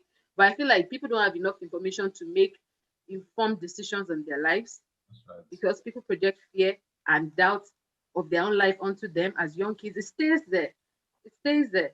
You know. So yeah, that's my little input. Thank you. I think I can relate with that.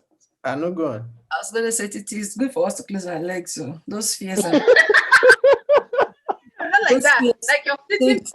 Those fears saved my life. No, for example, me, I don't even like trousers. But somebody that jumps around so much, like dancing and all of that, my most treasured clothing are skirts, dresses. I just love those so much. But you know, you're dancing, you're sitting, you're doing that. They're like, sit well, adjust that, don't talk too much. Why did you do your hair like this? Why are your lips like this? Your eyes are too red. I'm like, what can you even do right? You know. So yeah, I mean, close your leg, go in that aspect. Yeah. That's a good balance to it. I remember. Let me digress. I remember when my mom was giving me sex education. I've been seeing on Nigerian movies that they'll say, hey, if you get pregnant, something will do you. You don't let anyone touch you or you will catch kashok or something. Guess what my own mom said? She just came to my room one day, opened it in a dramatic way, and closed it in those Nigerians' mom secretive dramatic way. I said, Anu, if you get pregnant, I'll carry it. Don't abort. I'll put him on my back and carry it. Just give me the child. Don't do anything. I'm thinking, what kind of I was thinking because I was the only girl. I was thinking she was going to say something like, be straight, don't let them touch you. She said, if they touch you, just come with the child. You give me the child, I'll continue your life. I think talking about sexual things. What did you say? I said I wasn't talking about sex. I get where you're going. I'm just inserting it in there. When I was saying that, it's not in that aspect at all. Yeah, I'm talking about the fears. Like for me, her encouragement actually put the fear of God in me that there should be no child and then no baby, no man touching you and things like that. So I'm just trying to say that all these are our mothers. Don't do. Kind of actually help our lives in a sense. Beautiful. Yeah. Oh Lord. Okay. Yeah. I mean, I'm remembering another drama of my best friend throwing flour at a Deeper Life girl that was our senior girl in secondary school, and she took that to mean that the guy was doing something perverted or whatever. It went on to be a big drama. But of course, that's coming from our upbringing and all that don't let any man do this, don't let any man do that. And so for someone to have thrown a flower, not only have you attempted rape. So she's beginning to even feel guilty and dirty and everything. What kind of a girl must I have been for a guy to throw flower? Oh, the pressures. Oh God, yeah. So that's interesting. Okay, it's 8:47. We should be rounding up, not even getting ready to round up. Does anybody still want to say anything that is so burning it can't wait till the next meeting? Otherwise, we're just gonna pray and then we're going to enjoy some. My own is not burning, no. But Christmas is here. That's right. Where is my gift? So how are we doing for Christmas? Are we? I know we cannot. We may. One of the prayer points I prayed is God will heal our land. Very soon we may have to meet before this year runs out for Christmas party. But let's see how it goes. So what are we doing for Christmas? Good. Are we going to remember the last time we bought gifts, but we didn't get the time to share it? Yeah. So maybe we can brainstorm and then come back next week. When next week come, we can share our ideas. If we don't have to, if we don't do it now, let me just throw it open to the house. That'll be good. We can do some, yeah. When we meet next meeting, we can discuss it. Kind of pair ourselves up and choose a gift to give to the person, and maybe everything can come from one. You won't even know. Don't worry. We'll shall sort it out so that you shall get a gift and you won't know who sent it. Yeah, I'll just choose NATO. I'm joking. I'll just buy toothpaste for her. We can do dress up. We can do like Christmas. Oh yeah. That's part of it. Yeah. Oh yeah, that's a good idea. We can all dress up and come to Zoom. Everybody have to put your camera on. Yeah. We dress up. Oh, sorry. I know we're not discussing it today, but I get color. Sorry. Maybe we could also do like on the day. Yeah, we'll wrap our gifts on camera in a sense. Oh. Like, I got this. Who was my Secret Santa? Nice. Okay. We'll filter out the ideas. Which one is Secret Santa? I've been arguing with them in my workplace. There's nothing like Santa. In short, I've been telling them, so let's not deceive Joshua and David and Damide. Let them know there's no Santa. So say Secret Jesus. Oh Lord. That's a new one. That's beautiful. I like that. All right. What I'll do is I'll post the things I typed to the group later. Okay. Okay, ma'am. That's good. But sorry, Kola, you didn't actually give us anything that you would have you are doing in your own sphere of influence. I've chipped it in my contribution. My primary sphere of influence is Alive Mentorship Group and IMAS. Okay. IMAS, I'm facilitating a conversation, isn't it? And that's one of the things I can do. Depending on AMG, I'm kind of influencing, dropping ideas that are making people to begin to think in certain ways. Our podcasts, by the way, I know, and I started it. I was about to say that now. I was about to say, guys, go and listen to the podcast. Our Not Alone Today podcast just officially launched it a few days ago, but we started uploading episodes since end of last month, I think. That's another thing we are doing or we can do. Anu was mentioning how we can actually introduce or bring in mention the fact that we are Nigerians in the diaspora, just to kind of also add that Nigerianness to the whole in subsequent episodes. And also, yeah, that's another thing we're doing. I wrote a book, which I shared the link on the group. It's free if you want to download the soft copy, or if you want the paperback, it's on Amazon. Specifically for Nigeria, in the light of all of these things. And in it, I also told the story of how I think God has just brought me on a journey that continues to make me see that there is something specific about Nigeria in his end time agenda, and how I keep finding myself in that. Even now that I'm here in the UK and doing what I'm doing, I still keep seeing that thread of there is something special about Nigeria and people. So those are the kind of things I'm doing. Pastor, see, it is not far-fetched. I just imagine yourself with who you are heading one big ministry in Nigeria. That's the kind of change we want. It doesn't really have to stop in the politics. Oh. The way pastoring and church here is totally different from what we know it to be in Nigeria. Tosin, I try not to argue. I've been trying to avoid talking, so I don't prolong this meeting. But you see, the problem of Nigeria is more than, sorry guys, but it's more than personnel change. Yeah. You get what I mean? Our problem is structure, Because I was saying this, Titi, I sent you a link to watch one service. I don't know if you watched it. There was a time I was talking about this with Titi, and I sent her, Sister Titi. I sent her the link a couple of weeks ago. And what it is this. The founding members of Nigeria, Zig, Awolowo, and Tafe, is it Bello? Tafe Balewa, they've taken history away from us, so I can't even remember again.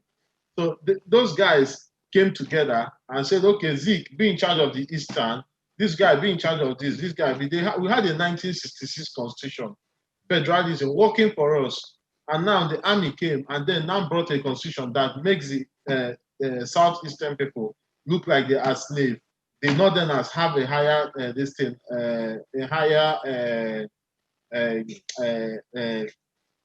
status. Looks like they have a higher hand in the affairs of Nigeria. So that's why a Jonathan will come. Instead of people working on the southeast, he's busy building Amajeri schools. It's because of the structure. A governor in Kano State will destroy alcohol and say this against their destiny, and yet he will go to Abuja and collect money from VAT that was gotten from the alcohol sold in the east. Do you understand what I mean? So this is the system. We need to go back to true federalism where Nigeria is. We have Enugu State, which is just Enugu State generating their own electricity, doing everything, and the president is doing nothing. Is like a ceremonial head. We need to have that federalism. If we do not have the federalism, everything goes to if his father wants to call people, he has to call the IG before he will send policemen to go and do something. No, we need to come to a point where the state governors have power over some of these federal parastatals. We need to link like the Americans do. America, they have their state electoral commission. So the president does not even have power over the state. He has to seek because it's a united. So that means the president will have time to do diplomatic. But imagine Buhari is a minister of petroleum. Buhari is the president of Nigeria. Buhari is also have to be the one to do. I think there was a time he was a president of ECOWAS. A 79 years old man. It's not possible. So it's clearly that he's not the one in the minister of petroleum. He's not the one as Nigerian president. People are the ones running that. You get what I mean? So we need to have some of those, and until we do some of those things, believe you me, we are going to be solving our problem. And how do I solve our problem? I'll go and dig borehole. I'll solve water problem. I'll go and pay security men. I've solved security problem for myself because the government is not going to do anything for me. So even if we change and put my brother there, the moment Henry enters there, I'm telling Henry, if you don't do for us, they will kill you because it's okay. Off your mic. Off your mic. So I think that's the problem we have in Nigeria. We need to go back to true federalism. It's not about changing personnel. It's about true federalism. Where how can senators be earning a lot of money? So it's okay, generation. I I don't want to talk about Nigerian problems. Let's just finish our off your mic. Please, I have a question to ask. Kingsley and Henry, are you siblings? It's obvious now. Are you?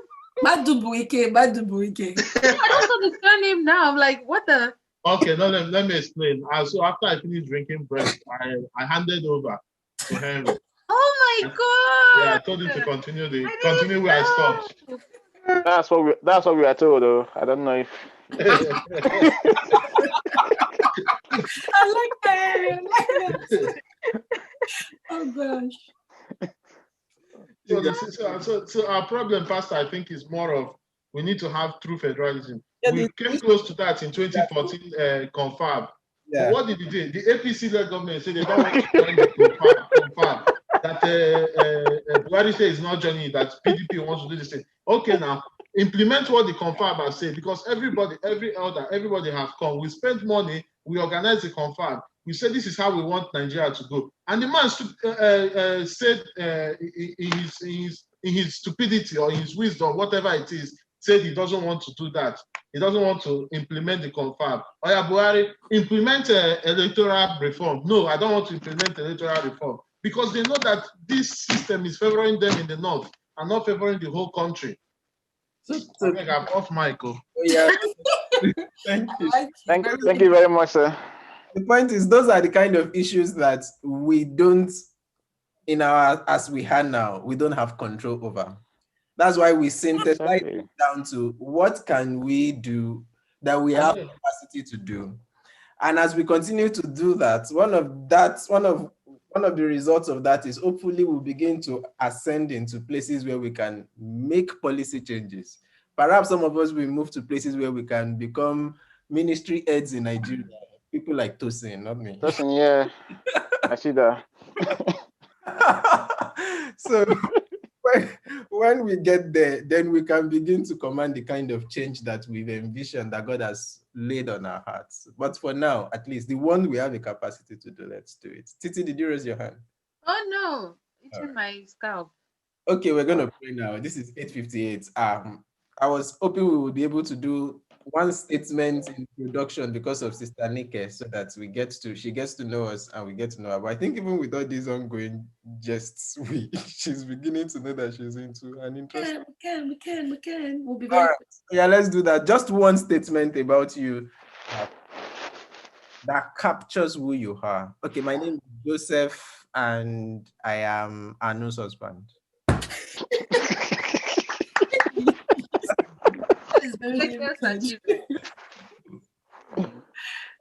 The best. Kudos, Pastor. Kingsley, I would call as you are on my screen. So Kingsley, you go first. Okay. Nike, Auntie Nike, is she around? Yeah, present. Okay, I would have loved to see your face the way you are seeing mine. 1 minute, Kingsley. Sorry, I don't see. Sorry, if it's okay by you, if it's not okay, that's fine. My name is Kingsley. Do I go to the line of my spiritual leader? Right on. I'm the only husband of Sister Neto Chuku. Goodness. Okay. Nice. Tosin. My name is Tosin, and you won't tell us you're the husband of somebody.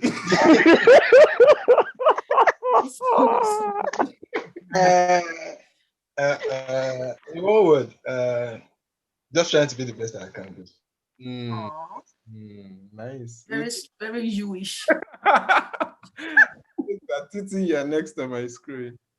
Hi, my name is Titi. I'm very passionate about Jesus, music, dance, and sciences. Wow. And what? Science. I thought you said sunset. From the earlier conversation, like that you're a musician. Yes. From what? From earlier conversation, I got that you are a musician or it's a hobby or something. Oh, it's not a hobby. It's something it's a hobby and work and love and life and everything. It's me. Music is me. Okay. It's life. I'm so looking forward to your album next year. Hey! Yeah, yeah. I'll be behind. I'll be shouting. Be shouting. Bring him. Maybe that kind of. I know you are next. So Anu, I won't go through the leaders mode. Okay. I'm a what's my name? I'm a helper. That's how I can describe myself. Oh. It's like they need help. There is a helper physically, apart from the Holy Spirit. Just I start calling you for everything. You should have said so. And when Sister Anu cooks for you, brethren, you start writing. There's nothing that make you not open a podcast. As in, I'm telling you the truth. You be like, has it just finished? What's happening? You know, when I ate her egusi soup, I started writing my project. I just started writing projects. God bless you, ma. You're gifted. Ife, you're next. Oh, my name is Ife. I'm Sister Nike's flatmate. Am I not lucky? Where are you? I never met her before. Imagine you're denying me. Father. You know, I remember the day I called Adenike. You know, it was through the university, isn't it, Nike? Yeah. Yeah. I remember you being at work. I was just doing all those my cousin. Hi, this is Kingsley from Liverpool, John Moores University. And it's so good that you came over. Welcome there. Nice. Thank you, Dr. Kingsley. Thank you. for finding us Henry. classmates. Henry. Oh, Henry. I'm a scientist. He's the husband of a lady to be. Amen. Abo. Amen. Amen. Hallelujah. Praise God. Prophet. My wifey. Where is she now? Honey? Next on my screen. Sorry, network. I'm network. Yeah. Madubi. Nah. I'm a full-time I can hear you. I'm a full-time. Kingsley waiting now. Need to go again. Again, you guys didn't hear me. No. Yeah, She said she's Neto Chuku and she's I said my name is Neto Chuku Madubike. I'm a full-time mom and a full-time wife. Proud of you. And lastly, can we meet you yourself? Oh, my name is Nike. Adenike. I'm a postgraduate student. I'm studying maritime operations, maritime in John Moores University. I'm flatmate to that I don't know if I never met before. And that's basically it. There shall be consequences for this. You know. Are you still married? All I know, Peter, I know. Who are you? Sister Nike, are you single, married, searching, available? I'm single. Are you searching? Are you available? It wasn't my voice.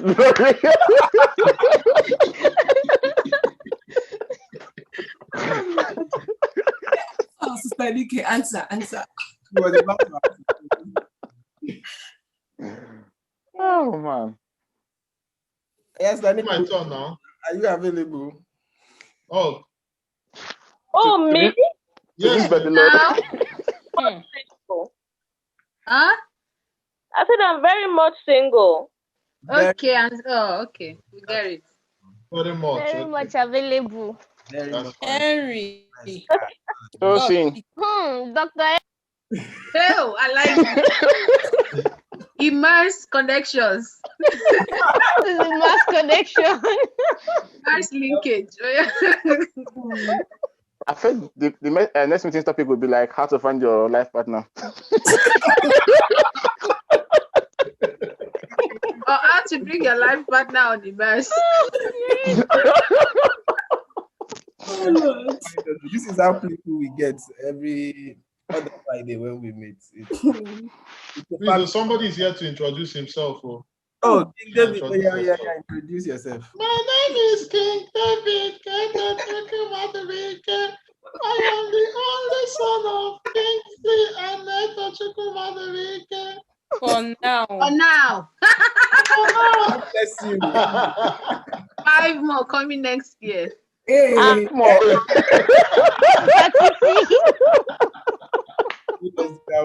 Please off your mic. Somebody shout hallelujah.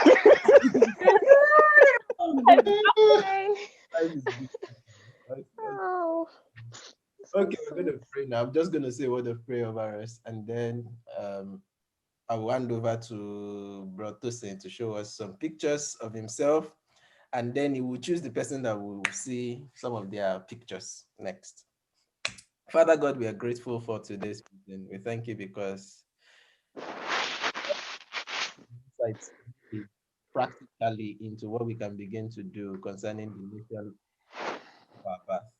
We know that it wasn't an accident that we were born in Nigeria. You had every detail of our lives, including that fraction. You had a purpose for it. You intentionally shaped us the way you have shaped us, the experiences you've taken us through.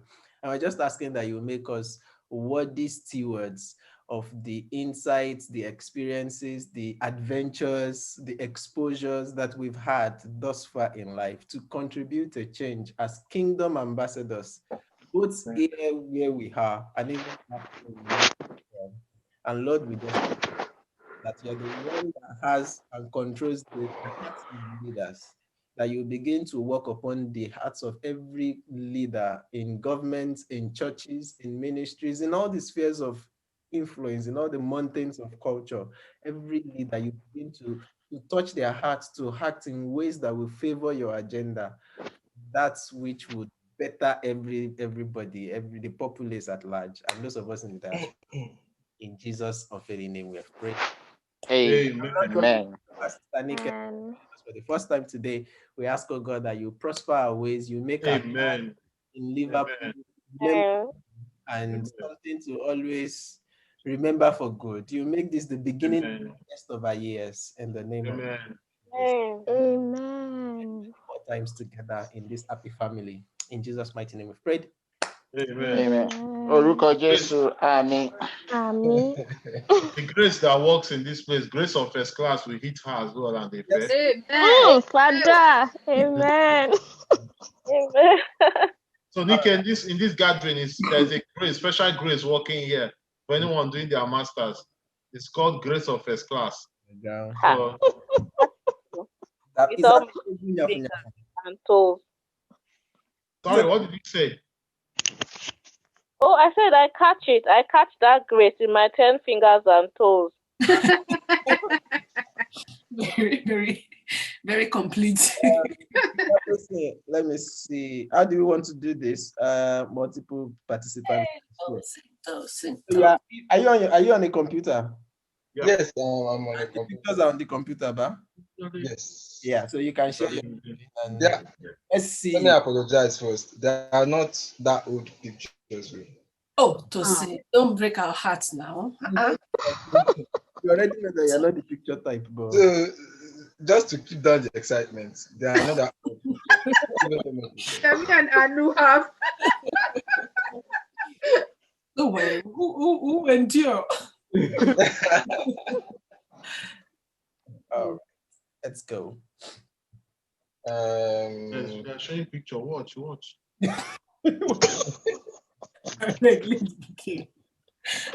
He wants to watch you. Let him watch you. Watch picture. It looks so fine. Oh, good. I'm so contented. See. Nice. Okay. Have you shared? We are waiting for you now. Yeah, it's coming. Is it showing now? This is time.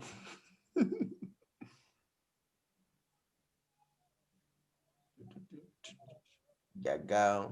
Tosi.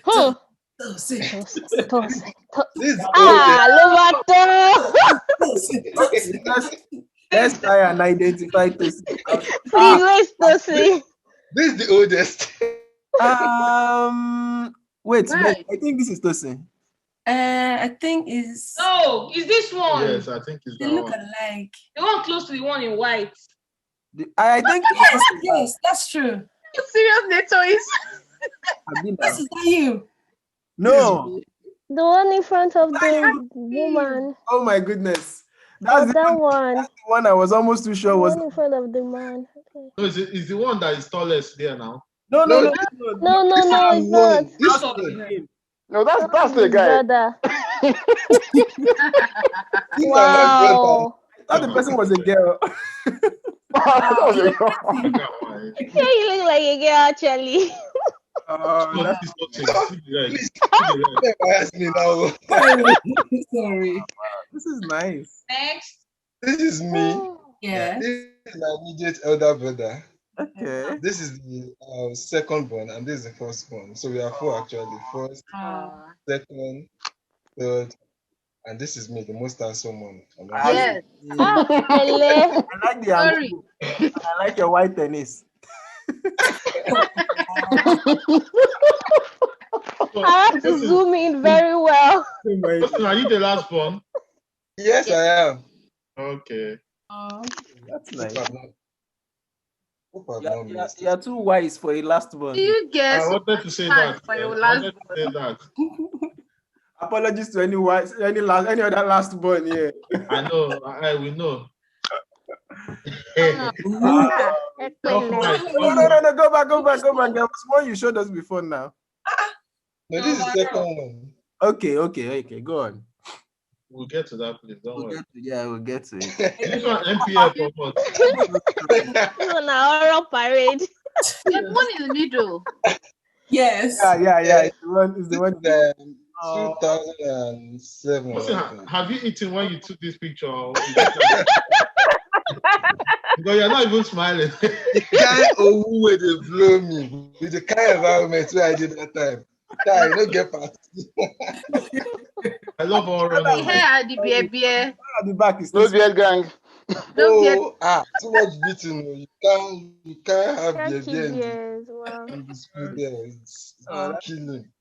what school were you in there? Is that Nigerian police? No. No. Run parade. Horror parade. Maritime Academy of Nigeria. Run Okay. parade. I enjoyed all run myself. Okay, next. Cabo. la. This one looks like Officer the guys that used to cut lights.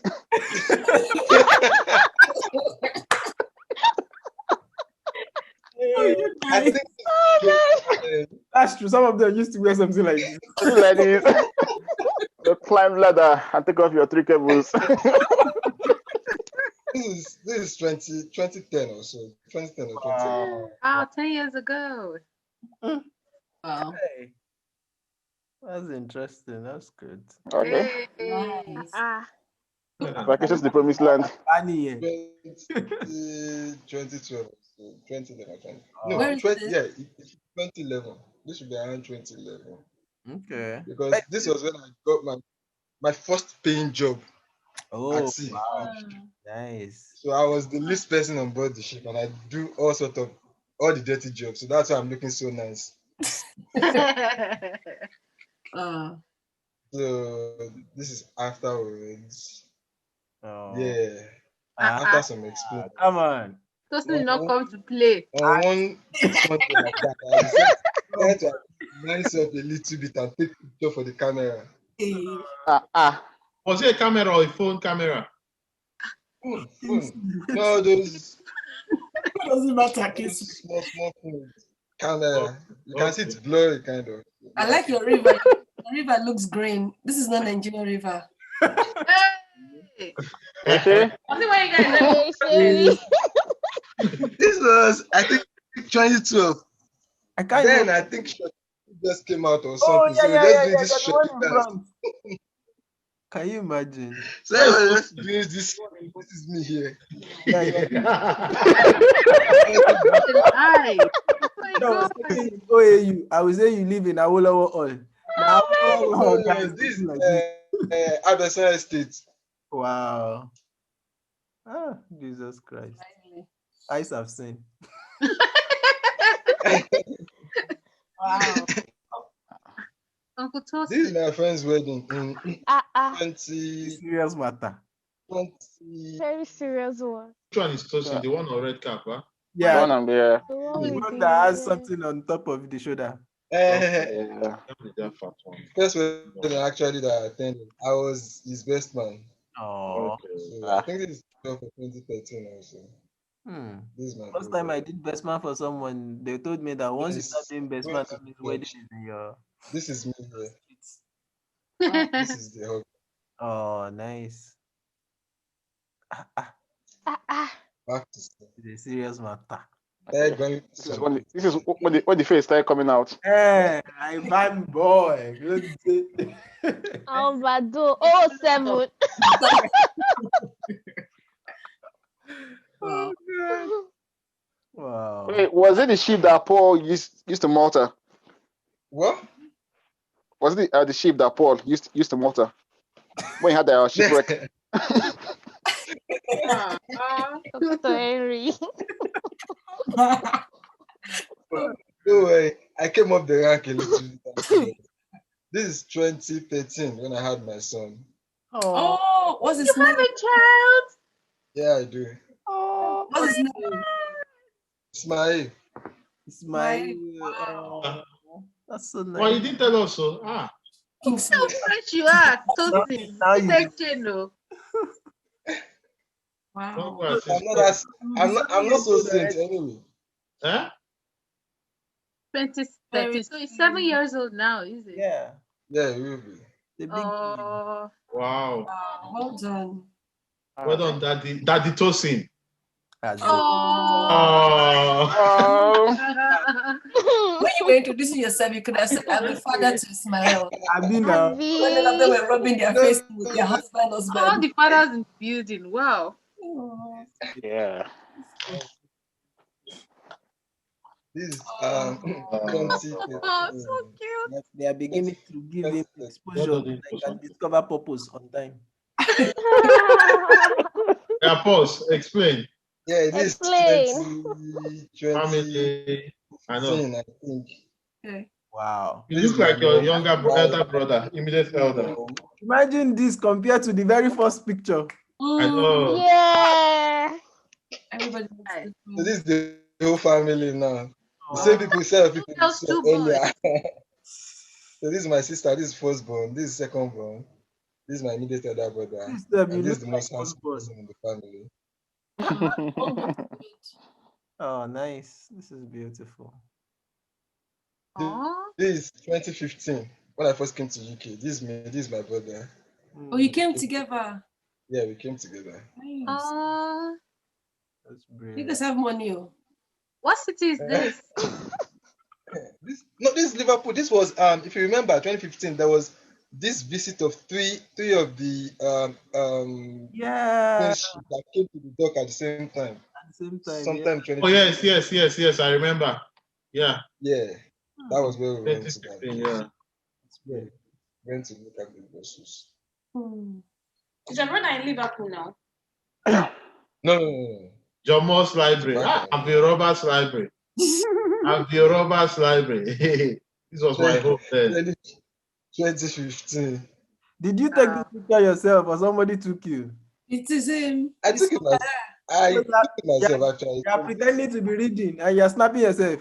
The camera. I'm away my book. Don't mind me, I'm just kidding.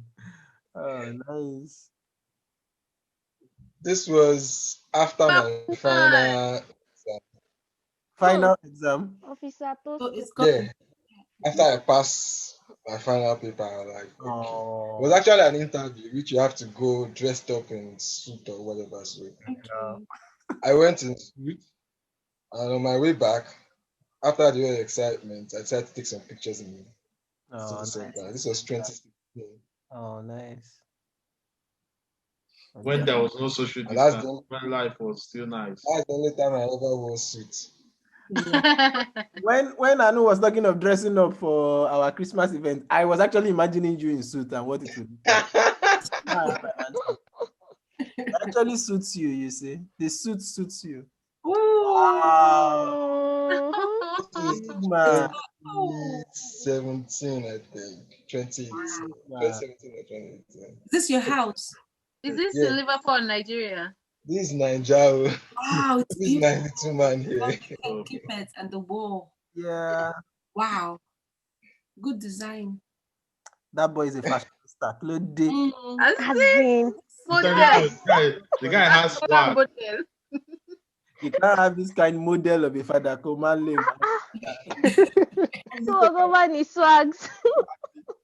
This is me at work. This is, I think, 2018. What do you do at work? Is it semester or something? What's the job I work on descriptions? You prevent the pirates. It's Pirates of the Caribbean. Far from it. Actually, one from them. Prevent the pirates from coming. If I want to start describing what I do, it's going to take another section. But generally, the ship is divided into two sections, so to say. You have the engine room and the deck department. In the deck department, what we do is navigation of the vessel, maintenance, and organization of the vessel. in basic terms. So basically, what we do is navigating the vessel safely from one point to another, like piloting the vessel from one point. The vessel is the ship, Abby. Yeah. Yeah, the ship. Okay. Yeah, the ship. Nice. Nice. Ooh, it looks So technical. As in a serious matter. Your job is adventurous. It is something This is 2019. This is me. This is that my brother. And this is a friend of mine. Very close friend of mine. And this was in Nigeria. Yeah. So you were still This was Nigeria. Some of us have been back in Nigeria since. That's the last of it. Whoa, it's beautiful. It's a nice collection. Thank you, Toasty. Story of your life. Thank you. Now you have the honors of choosing who will do this next at the next meeting. Before he says it, I'm just happy he showed this picture this night because his birthday is tomorrow. So let me cast you before time. I know you won't cast yourself, so let me just cast you now. Happy birthday in advance or in a bit. Happy birthday in advance. Happy birthday in advance. Happy birthday, Tosin. Happy birthday, Tosin. Long life Happy and birthday. a year of joy. Birthday to you. Amen. Amen. In Jesus' name.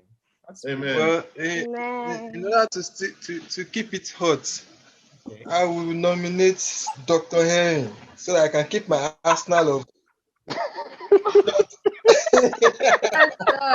That is back to back.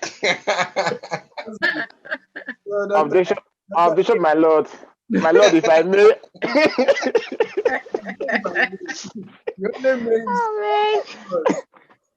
I may. We look forward to that. Thank you very much. Okay, 9:24. It's been a beautiful day. It's been a nice evening together. Good to see our faces. Thank you for always making it interesting and exciting to look forward to the meeting. I was checking the time. When it was like 30 minutes to, I said, okay, let me just lie down. I know I was resting. I said, let me lie down beside her. The next time I opened my eyes, it was like 10 minutes to. I said, let me wait till like 5 minutes to before I wake up. The next time I know it was already 7 minutes past. That was good. Thank you so much. We had a nice. I hope Joshua is okay and Damipe. Yeah. Okay. Well, I can see Damipe is shaking now. Yeah. It's okay. So wishing everybody a beautiful weekend. I've got a food. Yeah. Happy birthday once again. Thank you. Life and prosperity. Have a good weekend, everybody. Have a good weekend, Mama T. Dr. Have a good weekend, Mama T. Bye. Say goodbye. Damipe. Who